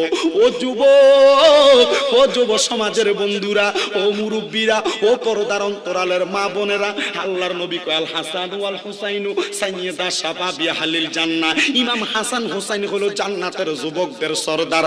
হাসান হুসাইন কয় আমার নানার একটা উম্মত বাকি থাকলে আমি হাসান হুসাইন 2 ভাই জান্নাতে যাইতাম না। তোমার জন্য কি ওই হাসান হুসাইন এমন ওয়াদা করছে? তোমরা যুবকদের মসজিদে আযান দেয়, মসজিদে যাও না, মসজিদের ইমাম একা একা নামাজ পড়ে, তোমরা যুবকদের রোজার সময় রোজাগুলা রাখো না। তোমরা কি একটাবার চিন্তা করছো তোমার সময়টা এমনি এমনি চলে যাচ্ছে, গুনায় গুনায় চলে যাচ্ছে? যদি তুমি ইন্তেকাল করো তোমার অবস্থা বড় খারাপ হবে। এই জন্য সবার কদমে হাত দিয়া বইলা দে। আল্লাহর নবী যে বলছে ঈমান আর আমলটা ঠিক করে কবরে যাইতে, নবী গো ঈমানের বিষয়টা আগে আমাদেরকে বইলা দেন। আমার নবী 1 নাম্বার বলতেছে ঈমানের বিষয় হইল, 1 নাম্বার হলো আমানতু বিল্লাহ, আল্লাহর প্রতি ঈমান রাখবা। কোনদিন আল্লাহর সঙ্গে কাউকে শিরিক করবা না, আল্লাহর উপর তোমার বিশ্বাসটা রাখবা ভালোভাবে। আপনারা জবান খুলে বলেন আমাদের সৃষ্টিকর্তা যিনি তিনি কে? আল্লাহ কয়জন? আরো জোরে বলেন কয়জন? আমরা আল্লাহর উপর কারোর কোনোদিন মর্যাদা দেই নাকি? না না না, আমরা আল্লাহর উপর কোনোদিন কাউকে মর্যাদা দেই না। এবার আমার নবী কোরআনের আয়াত এবং রাসূলের হাদিস থেকে নবী বলে দিচ্ছেন আমানতু বিল্লাহি, এবং তোমরা আল্লাহর প্রতি ঈমান আনার পরে ওয়া মালাইকাতিহি, তোমরা ফেরেশতাদের প্রতি ঈমান আনবা, ওয়া কুতুবিহি, কিতাবের প্রতি ঈমান আনবা, ওয়া রাসূলিহি, আল্লাহর রাসূলদের প্রতি ঈমান আনবা। এই ঈমানটা আনতে পারলে ওয়াল ইয়াউমিল আখির, এবং তোমরা আখিরাতের প্রতি বিশ্বাস করবা। নবী গো নবী গো নবী গো, বুঝতে পারলাম এই ঈমানটা আমরা তাজা রাখলাম, বিশ্বাস করলাম। নবী গো তাইলে আমলের কথাটা আপনি কেন বললেন? আমার নবী কয়, এই দুনিয়ার জমিনে একটা মানুষ শরীর আছে, সব আছে, যেমন মানুষটা দামি, যদি মানুষটার চক্ষু না থাকে মানুষের এই দেহটার কোনো দাম নাই, সে দেখতে পায় না। ঠিক তেমন ভাবে ঈমান মানুষের আছে, যদি আমল না থাকে এই মানুষটা চক্ষু ছাড়া দেহওয়ালা মানুষের মতো। নবী গো ইয়া রাসূলুল্লাহ, নবী গো আপনার কাছে জানতে চাই, আপনি নবী বলতেছেন তাহলে ঈমানের পরে আমলটারে গুরুত্ব দেওয়ার জন্য। ও নবী গো আপনার কাছে জানতে চাই আমলের কথা, আপনি আমাদেরকে বইলা দেন। আমার নবী এক নাম্বার আমলের কথা বলতেছেন, قد أفلح المؤمنون الذين هم في صلاتهم خاشعون।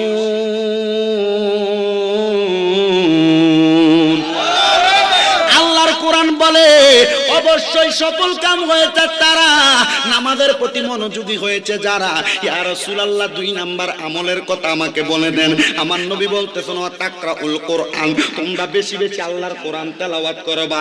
ইয়া রাসূলুল্লাহ, ইয়া হাবিবাল্লাহ, নবী আপনার কাছে জানতে চাই আল্লাহর কোরআনটা তেলাওয়াত করলে লাভ কি হবে?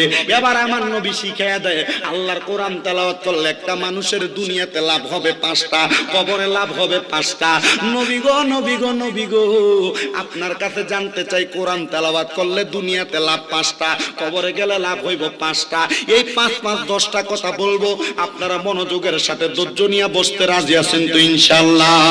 সাহাবীরা বলে, ইয়া রাসূলুল্লাহ, ইয়া হাবিবাল্লাহ, নবী গো, ও মায়ার নবী গো, কবরে দুনিয়ার জমিনে নামাজ আদায় করলে দুনিয়ার 5টা লাভের কথা জানতে চাই।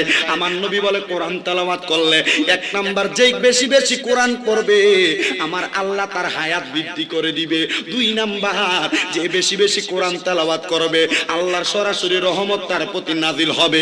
3 নাম্বার যে কোরআন তেলাওয়াত করবে আমার আল্লাহ তার অভাব অনটন দূর করে তাকে রিজিক দান করবে। 4 নাম্বার যে কোরআন তেলাওয়াত করবে আমার আল্লাহ পাক রব্বুল আলামিন তাকে বিপদ আপদ থেকে মুক্ত করবে। আর 4 নাম্বারের পরে 5 নাম্বার যে বেশি বেশি কোরআন তেলাওয়াত করবে গো আমার আল্লাহ পাক ওই বান্দা যখন মারা যাবে তার মরণটা দিব ঈমানি মরণ। আরো জোরে বলবেন না সুবহানাল্লাহ? ও বন্ধু, ঈমানি মরণ কোনটা? এই আলোচনার ধারাবাহিকতা আমি আমার আলোচনার শেষের দিকে আপনাদেরকে একটু বুঝাইয়া দিব। ঈমানি মরণের কথার পরে আবার আমার নবী বলেছেন, ওই মানুষটা মরার পরে আরো 5টা পুরস্কার পাবে যে বেশি কোরআন তেলাওয়াত করবে।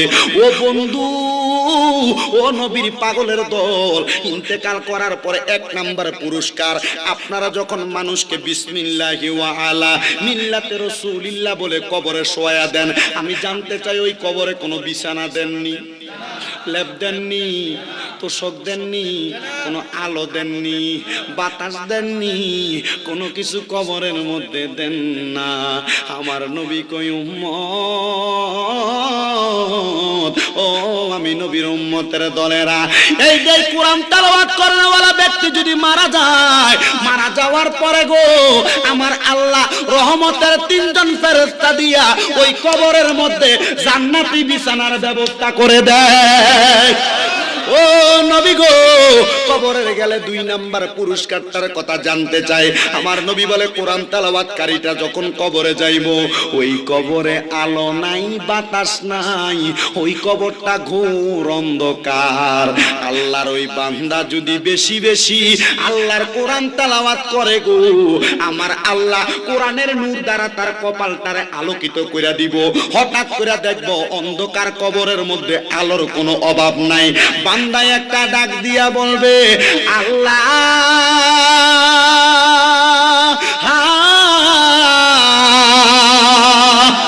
ও আল্লাহ, আমার কবরটা তো ঘোর অন্ধকার ছিল, এই কবর আলোকিত হইল কেমনে? আল্লাহ ডাক দিয়ে কইব, বান্দা দুনিয়াতে যে তুমি কোরআন তেলাওয়াত করছো, ওই কোরআনের নূরের বরকতে আমি আল্লাহ তোমার কবরটারে আলোকিত বানাইয়া দিছি। 3 নাম্বার পুরস্কার কি? কবরে গেলে আমার আল্লাহর নবী ডাক দিয়া কই, উম্মতে মুহাম্মদী, ওই কবরে যাওয়ার পর তোমার 3 নাম্বার পুরস্কার কোরআন তেলাওয়াত যে দুনিয়াতে বেশি বেশি করবে। দুনিয়ার জমিন থেকে কবরে যাওয়ার পর আমার আল্লাহ পাকের ওই বান্দার প্রশ্ন হবে 3টা। 1 নাম্বার, মান রব্বুকা ওমান দিনুকা ওমান হাজার রাসূল। এই 3টা প্রশ্ন যখন তোমাকে করা হবে, তুমি তোমার প্রশ্নের জবাব দেওয়া লাগবে না। আল্লাহর কোরআন বেশি বেশি যে তেলাওয়াত করবে গো, আমার নবী বলতেছেন আমি নবীর ওই উম্মতকে বিনা প্রশ্ন ছাড়া তাকে জান্নাতে দেওয়া হবে। ইয়া রাসূলুল্লাহ, নবী গো, ও মায়ার নবী গো, জানতে চাই 4 নাম্বার পুরস্কারের কথা কবরে যাওয়ার পরে গো। আমার নবী বলতেছেন 4 নাম্বার পুরস্কারটা হইল আরো মজার। ইয়া রাসূলুল্লাহ, 3 নাম্বার প্রশ্ন করার পরে 4 নাম্বার যখন আপনাকে কবরের প্রশ্ন সহজ করে দিবে, 3 নাম্বারে ওই কবরের 3টা প্রশ্ন করার পরে আপনার সামনে একটা রাস্তা দাঁড়ায়া যাবে, ফুলসে রাতের রাস্তা। ওই রাস্তাটা এমন চিকন, এমন চিকন, এমন চিকন, হীরার চাইতে ধারালু। ওই রাস্তাটা দুনিয়ার মানুষ এমনে পার হইতে পারবে না। আল্লাহর নবী কয়, যারা বেশি বেশি কোরআন পড়বো গো, আমার আল্লাহ পাক রব্বুল আলামিন ওই ফুলসে রাতের রাস্তাটা তারে বিজলির মতো পার কইরা দিব। বলেন সুবহানাল্লাহ। সে চিন্তা করা লাগবে না, আল্লাহর কোরআন তেলাওয়াতকারী ফুলসে রাতের রাস্তার সামনে দাঁড়াইলে চক্ষু বন্ধ করে শুধু পড়বো বিসমিল্লাহির রহমানির রহিম। পড়তে দেরি হবে, বিদ্যুৎ যেইভাবে আকাশের মধ্যে চমকায়, বিজলিটা চমকাইতে যেই সময় লাগে তার চাইতে দ্রুত গতিতে তারে ফুলসে রাত পার করব। ইয়া রাসূলুল্লাহ, নবী গো, ও মায়ার নবী, দয়াল নবী, 4 নাম্বারের পরে 5 নাম্বার পুরস্কারটা কি নবী গো? আমার নবী বলে, যারা দুনিয়াতে বেশি বেশি কোরআন তেলাওয়াত করবে, আমার আল্লাহ ঘোষণা করেছেন ফাদাখালাল জান্নাতা। সুবহানাল্লাহ, জোরে বলবেন সুবহানাল্লাহ, জোরে বলবেন সুবহানাল্লাহ। কোরআন তেলাওয়াত করবে, তার কবরে যাবার পর সর্বশেষ পুরস্কার হলো সে জান্নাতে যাবে। বন্ধুরা রে আমার, যদি আমার আল্লাহ কোরআন তেলাওয়াতের কারণে এমন বরকত দেয়, এমন নিয়ামত প্রদান করে গো, আমরা সবাই আল্লাহর কোরআন তেলাওয়াত করতে চাই কি চাই না? কারা কারা চাই 2 হাত তুলে আমার আল্লাহকে দেখায়া দেন। আল্লাহ কবুল করুক, জোরে বলেন আমিন। আরো জোরে বলেন আমিন। এবার আসেন বন্ধুরা, এই মাহফিলে অনেকে বসেছেন, হুজুর যারা কোরআন তেলাওয়াত করতে পারে তারা না করব। আমরা তো সন্তানের ভরণ পোষণ দিতে যাইয়া কোরআন তেলাওয়াত করতে পারি না। আমরা তো নিজের সংসার সামলাইতে যাই আল্লাহর কোরআন শিখতে পারি নাই, তাহলে আমাদের কি অবস্থা হবে? এই মুরব্বীরা যারা কোরআন পড়তে পারে না, গোপনে গোপনে নামাজের মুসল্লায় বইয়া বইয়া কান্দে। কত মুরব্বীরা রমজানে দেখা যায় মসজিদের কর্নারের মধ্যে বইয়া বইয়া কান্দে। আমি কত মুরব্বীরে মসজিদে কোরআন শরীফ হাতের মধ্যে লইয়া দেখছি, মুরব্বী বইয়া বইয়া কান্দে। আমি মনে করছিলাম মনে হয় সংসারের জ্বালায় কান্দে, মনে করছিলাম অভাব অনটনের জ্বালায় কান্দে। আবার এমনও মুরব্বী দেখছি লাখ লাখ টাকার মালিক, 2টা 3টা ছেলে, বিদেশ দামি 2 তলা 3 তলা বাড়ি, মসজিদের কোনায় কোরআন শরীফ বুকে লইয়া লইয়া কান্দে। একদিন যা জিজ্ঞাসা করছি, হে মুরব্বী আপনি কি লাগা কান্দেন? ডাক দিয়ে কোরআন শরীফটা খুইলা কই, নাতি তুমি তো কোরআন পড়তে পারো? বললাম হ্যাঁ। হে দাদা কান্দেন কেন? ডাক দিয়া কই, আল্লাহর কসম আমার যদি ক্ষমতা থাকতো টাকা দিয়ে কোরআনটারে কলবে ঢুকানো যাইতো। কত চেষ্টা করি কোরআন পড়তে পারি না। আমার ছোটকালে মা বাপ ছিল না, কামাই রুজি করতে দিয়ে কোরআন পড়তে পারছি না। আমার চোখের সামনে কত মানুষ কোরআন শরীফ পড়ে, আমি দেখা দেখা আমি চোখের পানি বালাই। দাদা কান্দেন না, কান্দেন না, আমার নবী তো তো হাদিস শরীফের ভিতরে বলছে এই কোরআন যারা পড়তে পারে না কোরআনের দিকে ছায়া থাকলো সওয়াব হইব। ও মুরব্বি, আপনার বুঝি সময় নাই? বুড়া হয়ে গেছেন, চা দোকানের মধ্যে আপনার সময় কাটান। হে যুবক, হে পর্দার অন্তরালের মা বোনেরা, দুনিয়ার টিভি চায়া, সিরিয়াল চায়া দুনিয়ার সময়গুলা বুঝি আড্ডাবাজির মধ্যে কাটাও না রে না। এমনি খারাপ ভাবে সময় কাটাইলে তোমার সময় কাটবে না। আল্লাহর দোহাই লাগে, কোরআন পড়তে পারো আর না পারো, আল্লাহর কোরআনটা খুলা চোখের সামনে ধরে রাখবা।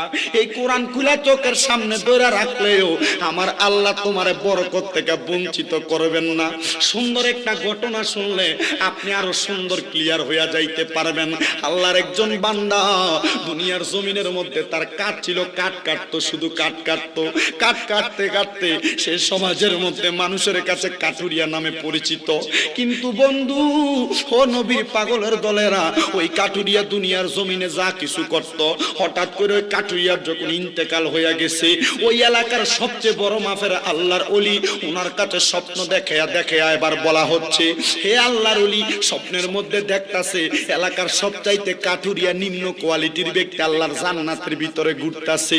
ডাক দিয়া কই, কে তুমি? বলে আমার এলাকা অমুক জায়গার অমুক এলাকার অমুক ঘরের মধ্যে আমার বাড়ি। হে ভাই, এত সুন্দর জায়গায় তুমি বসে আছো, এটা কোন জায়গা? বলে আপনি জান্নাতে গেলেন কেমনে? বলে আমি জানি না আল্লাহ আমারে কেন জান্নাত দিল। এবার হঠাৎ করে কাঠুরিয়া ফজরের আজানের সময় ঘুমটা ভাঙ্গা যাওয়ার পরে আল্লাহর ওলিটা এলাকার মধ্যে খবর লাগাইছে, জগৎবাসী রে, ও এলাকার মানুষ, আমরা গোরস্থানের মসজিদের পশ্চিম সাইডে এই যে কবরটা দেখা যায়, নতুন কবর, এই কবরটা কার কেউ বলতে পারবানি? কেউ কোনো কথা বলে না। হঠাৎ করে একজন মানুষ ওই কাঠুরিয়ার লগের কাঠুরিয়া ডাক দিয়া কয়, এটার কারো কবর না, আমাদের এলাকার পশ্চিম সাইডে মরুভূমির মধ্যবর্তী জায়গায় খেজুর গাছের কন্যার একটা ছোট্ট কুড়ে ঘর দেখবা, এটা আমাদের এলাকার একজন কাঠুরিয়ার ঘর। এই ঘরের মধ্যে যাইবা, যাইয়া দেখবা এই ঘরের মধ্যে তার স্ত্রী আছে, এটা তারই বাড়ি। এবার আল্লাহর ওলি হাঁটতে হাঁটতে হাঁটতে হাঁটতে ওই ঘরের সামনে গেছে, যে সালাম দেয়, আসসালামু আলাইকুম ওয়া রাহমাতুল্লাহ। একবার সালাম দিছে, কোনো জবাব দেয় না। বাড়িতে কেউ আসেন বলছে, কোনো জবাব দেয় না। আল্লাহর ওলি পেছনের দিকে ফিরা যখন চলে আসে, হঠাৎ করে একজন মহিলার গলার আওয়াজ আসছে, ওয়া আলাইকুমুস সালাম। আল্লাহর ওলি ওয়া আলাইকুমুস সালাম বলার পরে বলে, কে আপনি? আপনি এতক্ষণ সালামের জবাব কেন দিলেন না? মহিলা ডাক দিয়া কয়, আল্লাহর ওলি গো, আপনি আমার কাছে সালামের জবাব চাইছেন, আপনি কি নবীর হাদিস শরীফে দেখেন নাই? আমার নবী বলছে, কোন মানুষের দরজায় যা দাঁড়াইলে তার দরজায় কমসে কম 3 বার সালাম দেওয়ার জন্য, সালামের জবাব না পাইলে ফিরে যাওয়ার জন্য। আপনি যে আমার সালাম দিছেন একবার, কেমনে এখন ফিরে যান? সালামের জবাবটা দিতাম কেমনে? আপনি যখন আমার একবার সালাম দিছেন, সালাম দেওয়ার সময় আমি নামাজের দ্বিতীয় রাকাতের বৈঠকে ছিলাম, আমি তাশাহুদ পড়তেছিলাম, আমি আপনার সালামের জবাব দেওয়ার মতো সময় আমার সুযোগ ছিল না। দ্বিতীয় সালাম যদি দিতেন, আমি হয়তো দোয়ায়ে মাসুরা পড়তাম, দ্বিতীয় দুরূদ ইব্রাহিম পড়তাম, তৃতীয় সালাম যদি দিতেন আমি হয়তো দোয়ায়ে মাসুরা পড়তাম, ফিরার আগে আমি আপনার সালামের জবাবটা দিতে পারতাম। ও আল্লাহর ওলি, কেন আসছেন জানতে চাই? আল্লাহর ওলি ডাক দিয়া কয়, আম্মা, আপনার কাছে জানতে চাই আপনার স্বামী কি করত? মহিলা ডাক দিয়া কই, হুজুর আমার স্বামী কাঠ কাটতো, কাঠ, আমার স্বামী কাঠুরিয়া ছিল। আল্লাহর ওলি ডাক দিয়া কই, ও মহিলা, আপনার কাছে জানতে চাই আপনার স্বামীর এমন কোন নেক আমল আসেনি যে আমলের কারণে আমার আল্লাহ পাক আপনার স্বামীরে বালা জায়গায় রাখবো? এ মহিলা, আপনার স্বামীর এমন কোন আমল আসেনি? আপনি বলেন, আপনার স্বামী এই আমলের কারণে কবরে গেলে শান্তিতে থাকবো? মহিলা ডাক দিয়া কই, হুজুর গো, আমার স্বামীর এমন কোন ভালো আমল ছিল না, এমন কোন নেক আমল ছিল না। আমার স্বামী নামাজও পড়তে পারতো না ভালা কইরা, আমার স্বামীর কোন শিক্ষাগত যোগ্যতা ছিল না। ও মা, এমন কোন গুণ ছিল যেই গুণের কারণে আমার আল্লাহ আপনার স্বামীরে কবরে ভালা রাখবো? মহিলা ডাক দিয়া কই, হুজুর গো, আমার স্বামী সকালবেলা বাহির হইতো কাঠ কাটার জন্য, আমার স্বামীটা আবার সন্ধ্যাবেলা বাড়িতে আসতো, আমার কাছে খাবারের ময়দাগুলা দিয়া অথবা চালগুলা দিয়া স্বামী ওযু করবার লাগা যাইতো। ওযু করে যখন বাড়িতে আসতো আমার স্বামী, আমি মহিলার কাছে যখন বলতো তুমি খাবার রেডি করো, আমি নামাজের মুসল্লায় বসি। আমার স্বামীরে আমি প্রত্যেকদিন দেখতাম আমার স্বামী নামাজের মুসল্লা বিছাইতো, রুকু করতো, সেজদা দিত, কিন্তু নামাজের শেষে আমার স্বামী আল্লাহর কোরআনটা হাতে নিত। কোরআনটারে যখনই দেখতাম হাতে নিত গো, আমার স্বামীটা চোখের পানি ফালাইয়া ফালাইয়া কাঁদতো। একদিন জিজ্ঞাসা করছি স্বামী, ও স্বামী গো আপনি কেন কাঁদেন? আমার স্বামী আমারে কোনো জবাব দেয় নাই। 2 দিন জিজ্ঞাসা করছি কোনো জবাব দেয় নাই। 3 দিন যখন জিজ্ঞাসা করছি আমার স্ত্রী আমারে ডাক দিয়া কয়, আমার স্বামী আমারে ডাক দিয়া কয়, স্ত্রী আমার যোগ্যতা নাই, আমি আল্লাহর কোরআন পড়তে পারি না, আমার বড় মায়া লাগে, আমি কোরআন যদি পড়তে পারতাম আমার কাছে বড় ভালো লাগতো। আমার স্বামী আল্লাহর কোরআন পড়তে পারতো না, কিন্তু আমি দেখতাম আল্লাহর কোরআনের প্রত্যেকটা হরফের দিকে তাকিয়ে তাকিয়ে কাঁদতো। হুজুর, ও হুজুর গো, হঠাৎ করে কেন এমন প্রশ্ন করলেন? উনি ডাক দিয়া কই, মহিলা তুমি জানুনি আমার আল্লাহ তোমার স্বামী কোরআন পড়তে পারতো না, তারা জাহান্নামে দেয় নাই। আমার আল্লাহ তোমার স্বামী কোন ইবাদতের মধ্যে মনোমুগ্ধকরতা ছিল না, জাহান্নামে দেয় নাই। তোমার স্বামী যে আল্লাহর কোরআনের দিকে তাকায়া চোখের পানি পালায়া কাঁদছে, আমার আল্লাহ তোমার স্বামীর এই কবরের আযাব মাফ কইরা জান্নাতি বানাইয়া দিছে। আমি জানতে চাই মুরব্বী, ও যুব সমাজ, ও পর্দার অন্তরালের মা বোনেরা, যা কিছু করেন না কেন আল্লাহর কোরআন তেলাওয়াত করবেন। যা কিছু করেন না কেন আল্লাহর কোরআন তেলাওয়াত না করতে পারলে কোরআনের দিকে তাকিয়ে তাকিয়ে কানবেন, না পারলে কোরআনটা বুকের মধ্যে নিয়ে বইসা থাকবেন, অথবা যারা কোরআন পড়ে তারারে বেশি মুহাব্বত করবেন। ও বন্ধু, ওই কোরআনের মুহাব্বতে আপনারা সবাই জবান খুলে আমার সাথে আল্লাহর কোরআনটা বেশি বেশি তেলাওয়াত করবেন। আল্লাহর হাবিব বলে, কোন উম্মতে মুহাম্মদী যদি দুনিয়ার জমিনে আল্লাহর কোরআনটা তেলাওয়াত করে, একটা হরফ, একটা বাক্য, একটা আয়াত যদি তেলাওয়াত করে, আমার আল্লাহ পাক রব্বুল আলামিন ওই বান্দার সম্মান বাড়ায়া দেয়, ইজ্জত বাড়ায়া দেয়। আসুন না আমরা সবাই আল্লাহ পাকের কোরআনটা মুহাব্বতের সাথে তেলাওয়াত করি আর পড়ি, আউযু বিল্লাহি মিনাশ শাইতানির বিবারাকাতি বিসমিল্লাহির রাহমানির রাহিম ওয়া মিনাল লাইলি ফাতাহাজ্জাদ বিহি নাফিলাতান লাকা আসা আইয়াবআসাকা রাব্বুকা মাকামান মাহমুদা।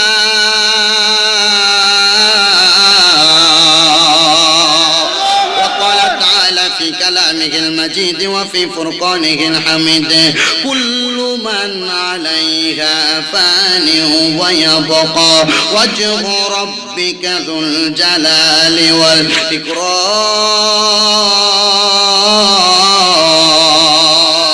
وقال في حديث الشريف عن أنس رضي الله تعالى عنه قال قال رسول الله صلى الله عليه وسلم شفاعتي لأهل الكبائر من أمتي رواه الترمذي كما قال عليه الصلاة والسلام. وقال في حديث الشريف عن أنس رضي الله تعالى عنه قال سمعت رسول الله صلى الله عليه وسلم يقول إن من أشرط الساعات أن يرفع العلم ويكثر الزهل ويكثر الزنا ويكثر الشرب الخمر ويقل الرجال ويكثر النساء حتى يكون ل50 امرأة القيم الواحد متفق عليه كما قال عليه الصلاة والسلام. وقال في حديث الشريف عن علي رضي الله تعالى عنه قال قال رسول الله صلى الله عليه وسلم يوشك أن يأتي على الناس زمان لا يبقى من الإسلام إلا اسمه ولا يبقى من القرآن إلا رسمه مساجدكم عميرة وهو قرب من الهدى علماءهم شر من تحت عدم السماء من عندهم تخرج الفتنة وفيهم تعود رواه البيهقي أو كما قال عليه الصلاة والسلام. وقال في شان حبيبه ومحبوبه ومعشوقه مخبرا ومبشرا وآمرا إن الله وملائكته وملائكته يصلون على النبي يا أيها الذين آمنوا صلوا عليه وسلموا تسليما يا اللهم صل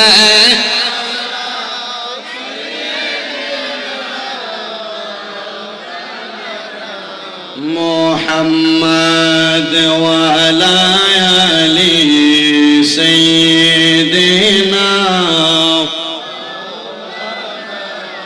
আরো মুহাব্বতের আওয়াজে জবান খুলে জোরে জোরে পড়েন আল্লাহুম্মা সাল্লি মাওলানা মুহাম্মদ ওয়ালা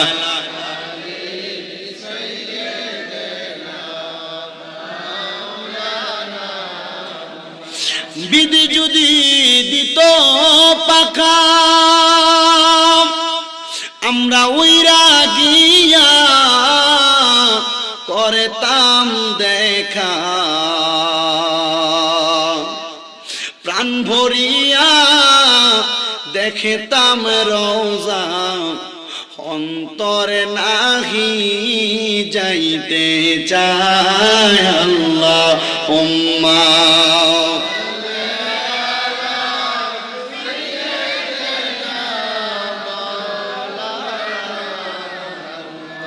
وعلى آل سيدنا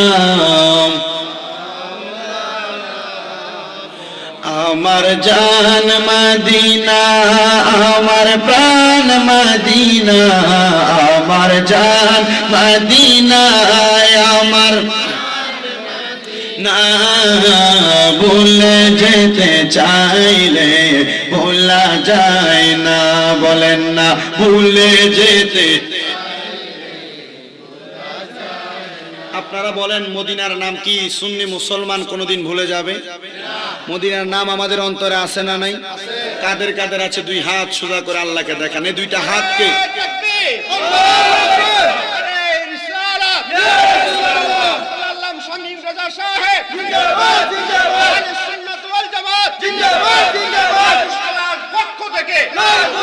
বলেন আমাদের অন্তরে মদিনা আছে না নাই এই দুইটা হাতকে সোজা করে মদিনার নবী রঙের পতাকা বানিয়ে একটু জবান খুলে নাড়াদেনার করে না আমার জান মদিনা আমার প্রাণ মদিনা আমার জান মদিনা আমার না ভুলে যেতে চাইলে ভোলা যায় না বলেন না ভুলে যেতে দুই হাত তুলে নবীকে দেখায় দেন নবী দেখে আমার জান মদিনা আমার না আমার জান মদিনা জুরে না ভুলে যেতে চাইলে ভোলা যায় না বলেন না ভুলে যেতে চাইলে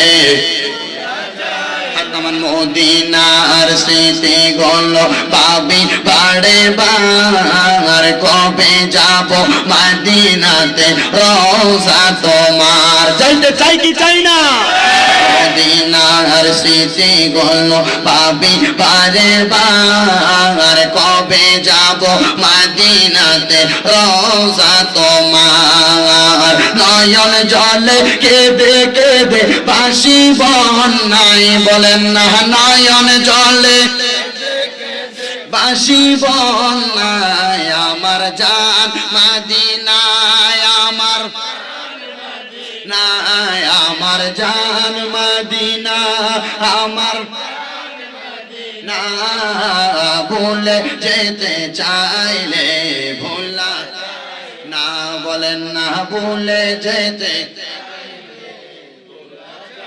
বদর আছে, ওহদ আছে, খন্দকের পাহাড়, নবীর লাগি কাপাসতলাবাসীর ব্যথার পাহাড়। বলেন বদর আছে, খন্দক আছে, ওহদের পাহাড়, নবীর লাগে ইমানদারের ব্যথার পাহাড়। দেখা দেন গো দয়াল নবী সোনার মদিনা, বলেন না দেখা দেন গো সোনার মদিনায় আমার জান, মদিনায় আমার প্রাণ, মদিনায় আমার জান, মদিনায় আমার না। ভুলে যেতে চাইলে ভোলা যায় না, বলেন না ভুলে ভোলা যায় না। আল্লাহুম্মা সাল্লি, মহব্বতে ঈমানি তানা হবে।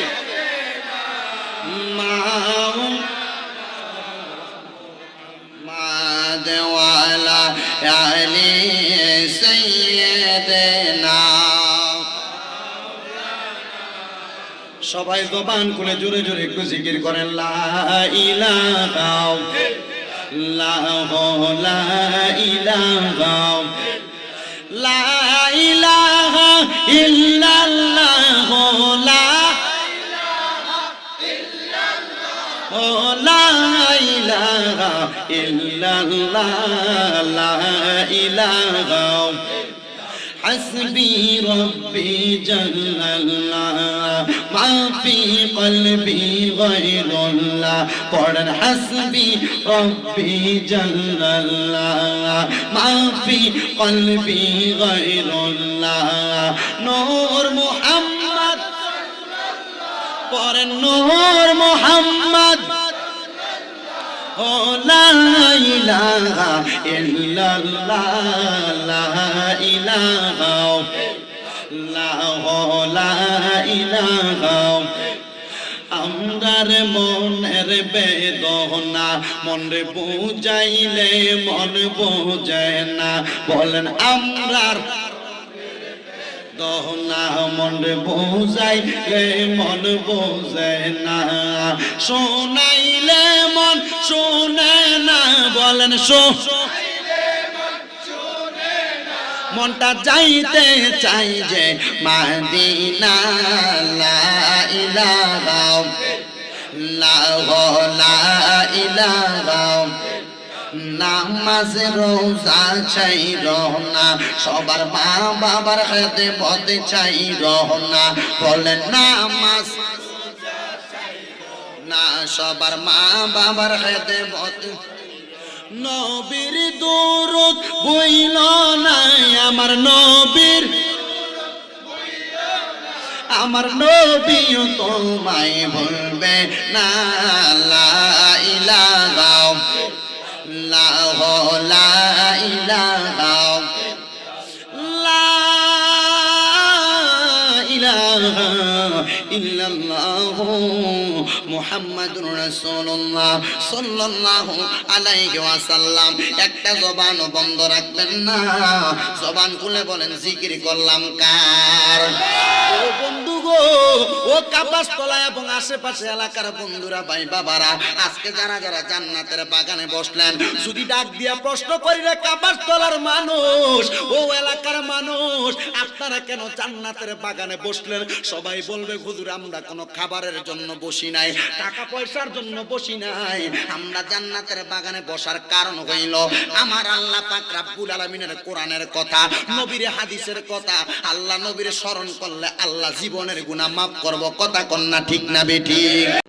যাদের মানায় তাদের মতো এতিম হতভাগা আর কেউ নাই রে দয়াল।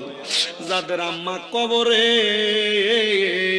আল্লাহ তারা তাদের মারে হারায় এতিমের মতো কান্দে। যেই মা 10 মাস 10 দিন গর্ভে ধারণ কইরা সন্তানের প্রসব বেদনা সহ্য করতে পারে নাই, যেই মা সন্তানরে গর্ভে ধারণ করে এত কষ্ট করছে, আল্লাহ রাব্বুল আলামিন নিজে নাকে খাওয়াইছে, মা জননী নিজে সকালবেলা পান্তা ভাত গুলা সন্তানরে খাওয়ানোর জন্য রাইখা দিত, দুপুরবেলা যখন ভাত খাইতো সবার পাতের মাছটা মা দিয়া দিত, নিজের মাছটা মা খাইতো না। রাত্রবেলা সন্তান খাইব বলে মার পাতের মাছটা তুইলা রাখতো রে দয়াল। এখন সন্তান মা জননী কবরে, সন্তান কত ভালো ভালো খাবার খায় আল্লাহ, কিন্তু সন্তান তাদের আম্মারে কোনো খাবার খাওয়াইতে পারে না রে দয়াল। রব্বুল আলামিন যেই বাবা নিজে পুরান জামা কাপড় পরা সন্তানের সময় সময় কাটাইতো, আব্বা নিজে কোনো খাবার দাবার খাইছে না, কষ্ট কইরা সময় কাটাইছে। আব্বা সন্তানের গায়ে ঈদের দিন নতুন জামা কাপড় পরাইতো, যদি জিজ্ঞাসা করতো আব্বা আপনি কেন নতুন জামা কাপড় পরেন না, আব্বা বলতো সন্তান আমরার কি আর এক ঈদের বয়স আসেনি। আল্লাহ যেই বাবা নিজে ফিরা জামা কাপড় পরা সন্তানরে পরাইছে, রব্বুল আলামিন এখন সন্তান লাখ লাখ টাকার মালিক হইছে, কিন্তু আব্বার একটা দামি লুঙ্গি কিনা পরাইবে এমন ক্ষমতা নাই। আল্লাহ এমন মা বাবা যার কবর দেশে, আল্লাহ রাইখো তোমার মায়ার নজরে, সে মা বাবার কবরেতে আযাব তুমি দিও না, দুঃখের দরদি আমার জনম দুঃখী মা। আল্লাহ যাদের মা বাবা কবরে, আম্মা আব্বার কবর জান্নাতের বাগান বানিয়ে দাও। যাদের আম্মা আব্বা বেঁচে আছে গো, আম্মা আব্বার হায়াতের মধ্যে বরকত দান করে দাও। যাদের আব্বা আম্মা অসুস্থ, পরিপূর্ণ সুস্থতা নসিব করে দাও। বিশেষ করে এই কাপাসতলা সরকারি প্রাথমিক বিদ্যালয় সংলগ্ন বড় জামে মসজিদের উদ্যোগে এই ওয়াজ ও দোয়ার মাহফিলে যারা টাকা দিয়া, পয়সা দিয়া, শ্রম দিয়া, বুদ্ধি দিয়া, পরামর্শ দিয়া, আল্লাহ উপস্থিত হইয়া মাইকওয়ালা, প্যান্ডেলওয়ালা, লাইটিংওয়ালা, মিডিয়ার ভাইয়েরা সহ যারা যারা মাহফিলের জন্য কষ্ট করতেছে, আল্লাহ প্রত্যেককে তুমি কবুল আর মঞ্জুর কইরা নাও। বিশেষ করে গো পর্দার অন্তরালে আমার কত মা বোনেরা হাত বাড়িয়ে দিছে, আল্লাহ আমার মা বোনদের মুনাজাত তুমি কবুল ও মঞ্জুর করো। আল্লাহ বিশেষ করে যারা ব্যবসা বাণিজ্য কাজকর্ম চাকরি বাকরি করে বরকত দান করো, যারা পড়ালেখা